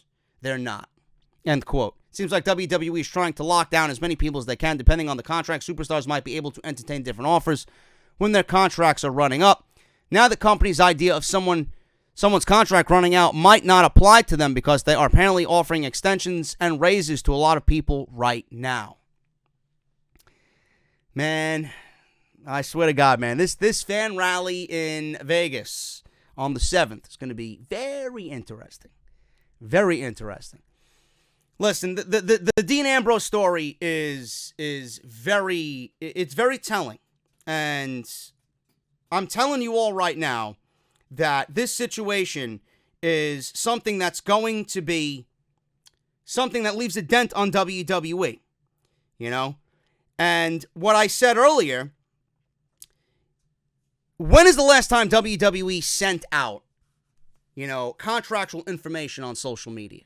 Why would they put themselves in a position to feed the dirt sheets? Maybe it got out and it was too big of a story. They wanted to nip it in the ass before it did anything. But this is unlike WWE, and it honestly has work written all over it. I don't know what else to say. Ambrose, if you look at it, if he's not on Monday Night Raw, and he's not on SmackDown Live, realistically, what is there left for him to do? Who do you replace him with? Who do you replace Dean Ambrose with? Is it really going to matter to the grand scheme of things on Monday Night Raw? I want to say yes. With Ambrose not there, it's going to be a big deal. But it's not going to be a big deal as far as television goes because there's nothing for him to do. He was factoring into nothing. The character that they killed, I'd rather not even see on fucking television. I'd rather him be replaced with an NXT guy, an Aleister Black. Bring up Aleister Black to replace a Dean Ambrose on Monday Night Raw. But Ambrose not being there by what we're seeing on television, it's not really going to harm the television show. It's going to harm them in a multitude of other ways. Ways that really aren't even a fucking concern to us or should be a concern to us. It's a concern to WWE. The only thing we should be concerned with is the fucking quality of television. Ambrose wasn't giving me quality of television. And that's not completely his fault. It's not completely WWE's fault. It's 50-50. But him walking away is going to open up a lot of ears and open up a lot of eyes in the company. This is going to be a snowball effect that I don't think, if Ambrose really does leave, it is certainly going to open up the floodgates. I swear to God. It's like a fucking baseball team going down with injury, man. You're losing the top two guys at the start of your fucking roster. At the start of your lineup. Who the fuck are you going to put in there? Lineup changes every fucking week with this company now. Why? Because AEW is the new fucking team in town. They just opened up the new ballpark. Everybody wants to fucking sign with them. Come on. WWE has had the fear. You just didn't want to believe it because you're pro WWE. So am I. I'm a WWE guy. I'm a WWE lifer. I don't give a fuck how bad or good the company is. I'm going to be watching it. Something I'm going to train my kids on when I have kids. But to simply state and tell me that WWE isn't afraid of AEW? Do you listen to the words that come out of my mouth? How could you think otherwise by listening to the news? This is going to be bad. If this is not a work, this is going to be bad. I'm telling you right now. It's already being felt. Hideo Itami requests release from WWE. Fightful and Sean Ross Sapp have reported Hideo Itami has requested his release from the WWE. It is said that Itami will actually be granted his release. In fact, he's been granted his release. And he will not have a 90-day no-compete clause he says he will have a 90-day no-compete clause as part of the separation. Now, it is said that Hideo Itami wasn't happy creatively. Again, it all goes back to the one thing that we talked about. They know the issue, yet they refuse to fix it. This tends to be a common trend with wrestlers requesting their release. Recently with the Revival, Mike and Marie Kanellis, and now Dean Ambrose. Hideo Itami is the next in line. He did wrestle for 205 Live. He lost to Akira Tozawa this past week. He sent out the following tweet later on and said that he thanked everybody. Thank you. Changed his name to Kenta back on social media. He is no longer going under the name of Hideo Itami. Now, what led to Hideo Itami being released? Well, obviously, creative was one of them. He requested his release. He will have a 90-day no-compete clause attached. A lot of decision from Hideo went into this about leaving the WWE. It's never an easy choice to leave the WWE when you have that type of job security, especially now with the landscape of pro wrestling. Hideo had to alter a lot of his moveset when he came to the WWE to learn how to wrestle like a WWE superstar. He wasn't allowed to use the GTS, a move he invented, until recently because of the ties with CM Punk and the move. He then had to stop doing the move after injuring Brian Kendrick by destroying his orbital bone. Therefore, it was a huge learning experience for him. Not only that, but the communication issue was an issue as well. He had to brush up on his English very quickly, which he never really mastered in spite of the work he put into it. The injuries came up and really steered him off course. The guy was slated to be one of the biggest international signings in WWE, so much so that they had fucking Hulk Hogan go over to Japan and make a big deal about this. He was brought on into the WWE. They gave him the spotlighted treatment. He was on his way to beating Kevin Owens at that Beast in the East NXT show that they did several years ago. He was slated to be the NXT champion. He was out for a year and a half. He got hurt. Never got that opportunity. They gave the opportunity to Finn Balor. And he never recovered. He never recovered. They tried to get him back into the swing of things on NXT. It never really fully developed. Then they were like, what could we do with this guy? There's nothing going on for him in NXT. Let's move him to 205 Live. Guy like that came from so much prestige in Japan, now wrestling on a brand which has been probably producing the best content on WWE outside of NXT, but a brand that is looked at as a joke. It's made fun of. It's the brunt of jokes from other promotions. You know? You can tell that he wasn't happy. You can tell he was also a guy going through the motions as well. He didn't want to be there. Sometimes you could see it on these guys' body language. He didn't speak English very well. Clearly, WWE requires you to speak English. Cut a promo. All that time he had due to injury took a toll on Hideo Itami, which it was the death knell for him. His momentum was stopped in a big way. Therefore, he was frustrated with creative, but WWE in general. Everything just kind of led to one thing, and it all rolled up into one big ball. He is already going by Kenta, like I mentioned on social media, and he's highly expected to join the indie wrestling scene soon enough when his 90-day no-compete clause is over, following the WWE officially granting his release request, which did happen. Now, this is an interesting story. Hideo Itami will likely promise. I don't know how this is going to hold up. I don't see this being a forever thing, but WWE is expecting Hideo Itami to promise not to work All Elite Wrestling before WWE grants his release. Or promise this already upon granting his release. Now, this was talked about on The Observer, and they pointed out that before he is granted that release, that Hideo Itami likely needs to sign an agreement not to work for AEW because his destination is Japan. How the fuck do you do that? How the fuck do you do that?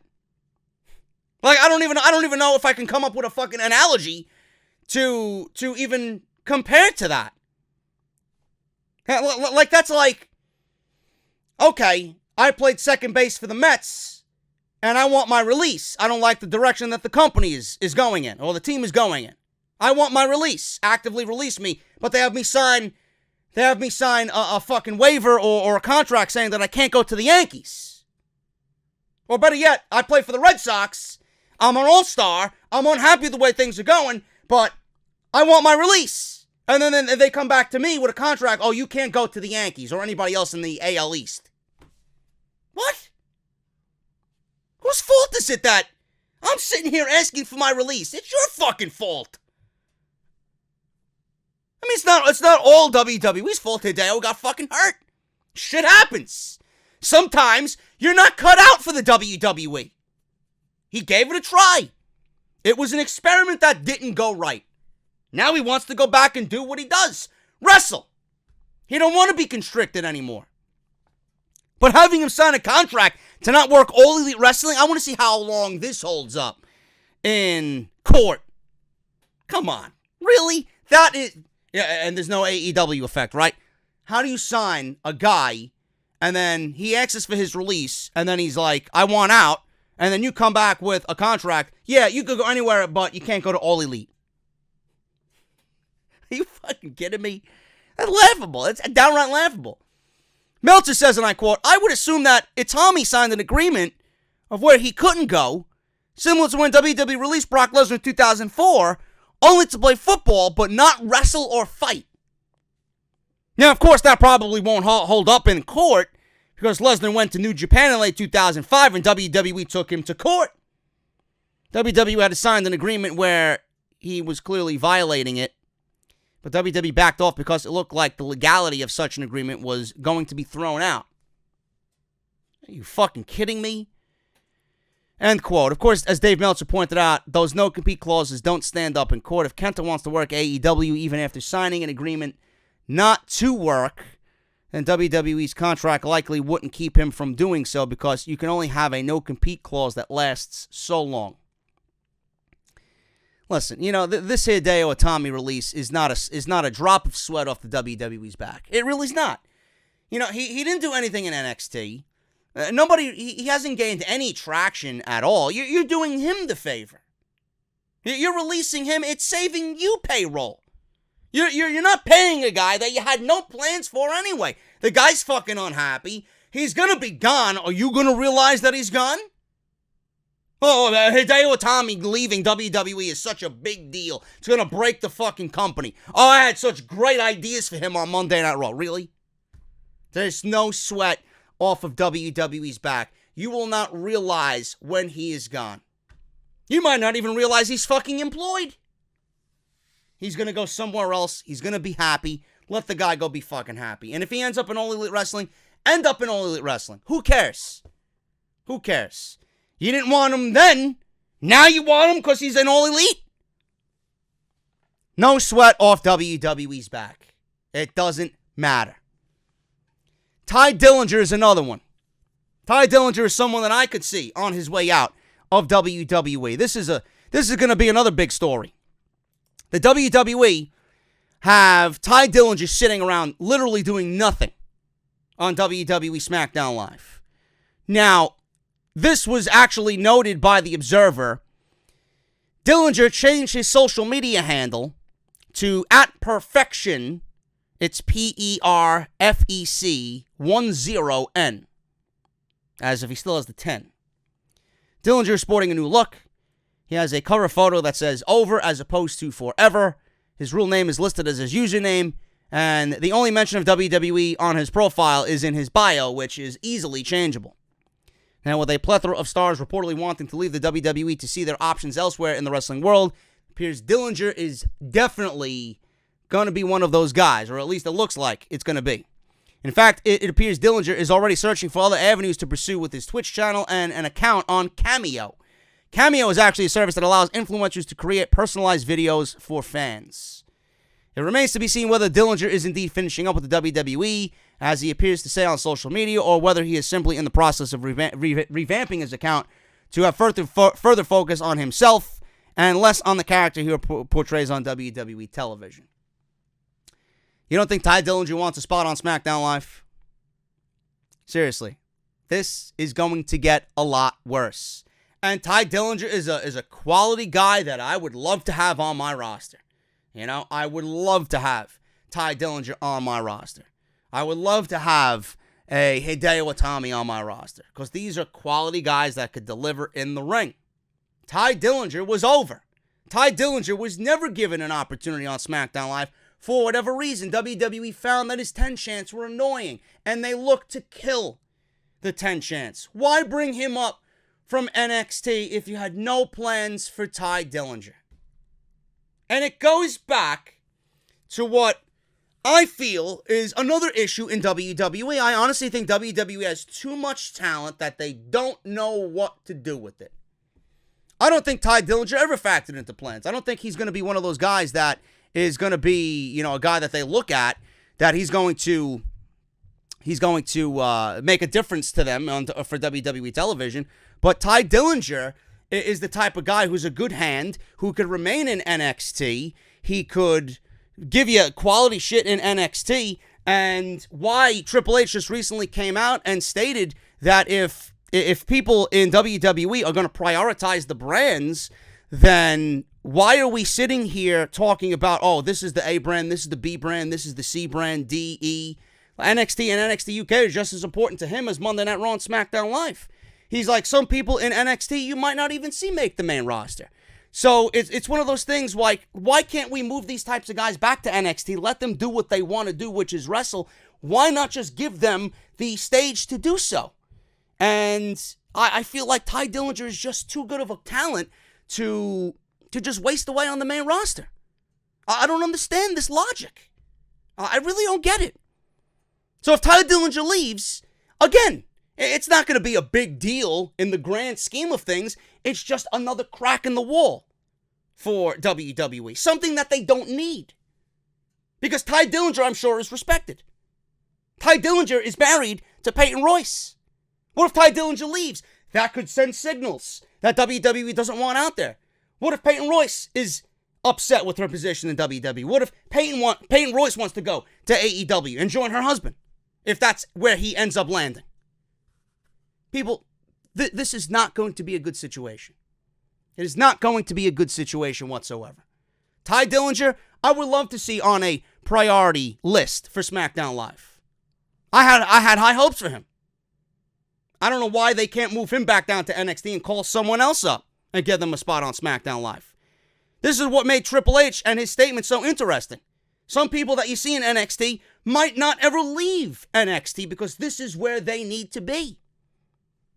Tye Dillinger could definitely be one of those guys. You know, the Revival, why not? If they're unhappy, move them back down to NXT. Tye Dillinger, move them back down to NXT. The Ascension, move them back down to NXT. I don't get it. WWE has too much talent that they don't know what to do with it. These guys are just sitting around. And then they want to complain. Then they want to bitch and moan. Oh, why are they leaving? Well, why wouldn't they leave? They're here to wrestle. They're not here to sit in the fucking catering department and be served 7 different meals on 7 different fucking days. You know, they want to see a rotation of fucking opponents. They don't want to see a rotation of different fucking cheesecake. Sanity's the latest one. Sanity, the latest in a flood of WWE superstars unhappy with their direction in the WWE. Killian Dane of SmackDown Live, right? Of the Sanity faction, another fucking group of guys, brought up nothing. Nothing with them. Recently made a tweet asking where Sanity's been. Fellow group member Alexander Wolf replied with a tweet of his own and expressed similar frustration. Eric Young has been on his Instagram page cutting promos, just trying to keep sanity in the eyes and the ears of people because you don't even know if they're employed or not anymore.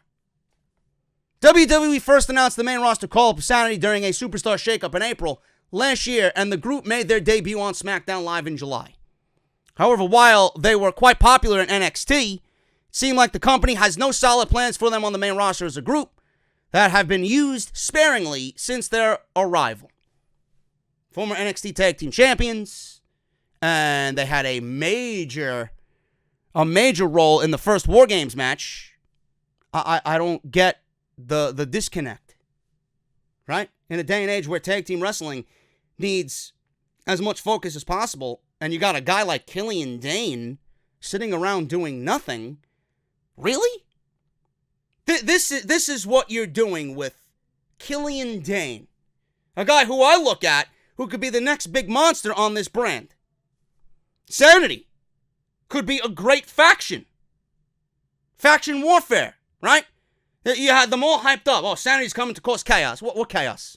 The only chaos that they're causing is the fact that they don't like plastic fucking sporks in catering. They want the real deal. They made quite a popular splash in NXT. It was the brainchild of Triple H. Seemed like the company has no solid plans for them on the main roster as a group, but they've been used sparingly since their arrival.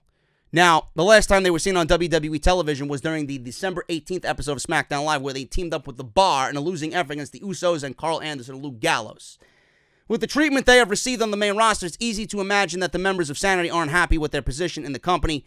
However, in the current environment, it's hard to say if this thing is a work or a shoot, and we'll have to wait and see how the situation develops following these comments from the SmackDown stars. It's not a work. This is completely a fucking shoot. You know, another thing, you know, with all these, with the guys like Ambrose outwardly telling WWE that, you know, I'm not going to sign with you guys. You know, it's giving everybody a sense of, well, you know, I don't have to walk ever so gingerly on these eggshells anymore, man. I could start fucking stomping my feet around. You know, Ambrose is a guy who makes noise with this type of thing. It's going to have those other people who are upset, like Sanity, Tye Dillinger, R-Truth, Shinsuke Nakamura, Dolph Ziggler, and everybody else that's fucking disgruntled. They're going to be making a little bit more noise, man. Their balls are going to be a little bit bigger. They're going to be not afraid or less afraid to ask for what they really want. One person asks for it, the others are going to seem less intimidated to do so as well. You think Sanity gives a fucking shit about what they say on social media? You think Sasha Banks gives a shit about what she says on social media? You think Tye Dillinger gives a shit about changing his name on social media? What could WWE do? You either fix the problem or they leave. They want to wrestle. They want to wrestle. Ambrose leaving is going to be a huge dent in this company.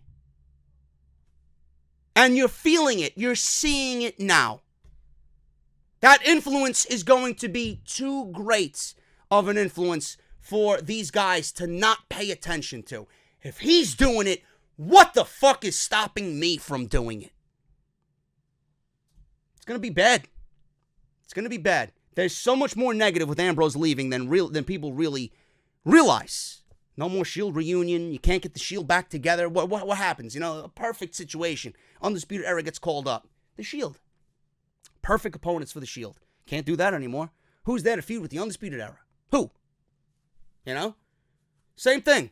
Can't get the Shield reunion back together anymore. You can't hype the Shield. You can't do video packages of the Shield. You can't talk about the Shield. Ambrose is not there anymore. Ambrose's influence on the locker room. It's not about money. It's about creative. He wants to be creatively happy. We're not getting that in WWE. He's seeking employment elsewhere. He walked away.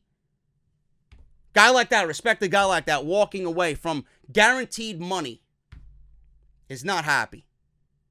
Who's to say that everybody else in his shoes is not going to do the same fucking thing? What makes you think by them offering you a 5-year deal that things are going to change? That doesn't mean the WWE respects you as an individual. This is WWE's fault. Everything that is happening right now is Vince's fucking fault. You want to pretend like these guys don't exist. You want to harbor them and you want to fucking hoard them as if they're fucking personal toys in your fucking closet. This is the best analogy for me to use. Now that somebody else wants to play with your toys, you don't want them to, right? You want to keep them. You want to keep them in your closet so they don't go somewhere else and they don't feel appreciated somewhere else. This is Vince's fault. If you treated your talent the way that they should have been fucking treated, if you actually legitimately cared about the fucking business just as much as you cared about filling your own fucking pockets, then this wouldn't be happening. You're set to lose half your fucking roster because of this bullshit. Guys that I want to see on television. Guys that have talent. Guys that have fucking talent that can be utilized to make your shows better. And you don't. You didn't. Now why are they signing everybody? Because they don't respect anybody. They didn't then, they're not now. And they're not going to ever. They're only signing them to keep them away from everybody else because they don't want competition. Get it through your fucking skulls, man. The AEW effect is filtering up and down the company, and it's only going to get worse. It's only going to get worse. When you hear Nakamura ain't signing his contract, when the club, Carl Anderson and Luke Gallows leave the company, it's all going to be a part of the AEW effect. Sanity, there's no reason for them, there's no reason for Tye Dillinger to not be used in this company. None. I'm getting out of here, man. I can't believe this bullshit, man. This Ambrose situation is developing as the days go on. I will talk about this as I get any more information. I said all I could say today in this podcast. Tomorrow we got Becky Lynch and Ronda Rousey. Becky Lynch looks like she's getting her match. It is all but confirmed. Set to close WrestleMania 35. But is Charlotte Flair really needed? Is Charlotte Flair really needed in that? We're going to talk about that tomorrow on Off the Script. Also, WWE, the AEW effect is not only concerning the wrestlers, but everybody else that WWE sees could be a helping hand. Producers, Shane Helms, the Hurricane, and Sean Daivari, Abyss, and Sanjay Dutt brought into the company. Why? Because they don't want them to go to All Elite Wrestling. 4 horsewomen match. How likely are we going to get that in the WWE this year? I hope not. I hope we don't see it. Triple H, he's behind Seth Rollins' WrestleMania main event with Brock Lesnar, and a possible reason why Asuka tapped out Becky Lynch at the Royal Rumble, plus other Royal Rumble news and notes on tomorrow's podcast, man. I'm getting out of here. Thank you guys so very much for everything that you do here on the podcast. Please make sure to check out barbershopwindow.com/offthescript for your t-shirts. BShop10 is your code to save 10% off. Harrys.com/script. You got audibletrial.com/offthescript. 30 days free of Audible service and 1 free audiobook of your choice just for signing up to Audible service. Make sure you guys follow me on social media, man. JD from New York on Twitch, at JD from NY206 on Twitter. Same thing as Instagram. Hit that subscribe button down below. Turn on that bell for all notifications. If you guys want to support the podcast on Patreon, patreon.com/JD from NY206. If you guys missed Thursday's upload, man, Brock Lesnar to be elite with AEW. I'm going to be bringing you a lot of extras in concerning All Elite Wrestling news. I got many more stories coming this weekend on All Elite Wrestling. And the new shirt, guys, make sure you guys keep an eye out. Follow me on Twitter for all the updates. Are you in my elite? JD's Elite t-shirt coming tomorrow. Make sure you guys look out for that. I want to blow Negan away with this new design, man. That's going to be on bonfire.com, and I will let you guys know where you guys can go get that t-shirt. I'm getting out of here, guys. Thank you so very much for everything you do. Hit that thumbs up, and I will be back on Saturday with more Off the Script this weekend. Episode 259, part number 2, coming at you tomorrow morning, man, or tomorrow night, rather. I'll see you guys then. Take care. Have a great Friday. I'll see you all on Saturday.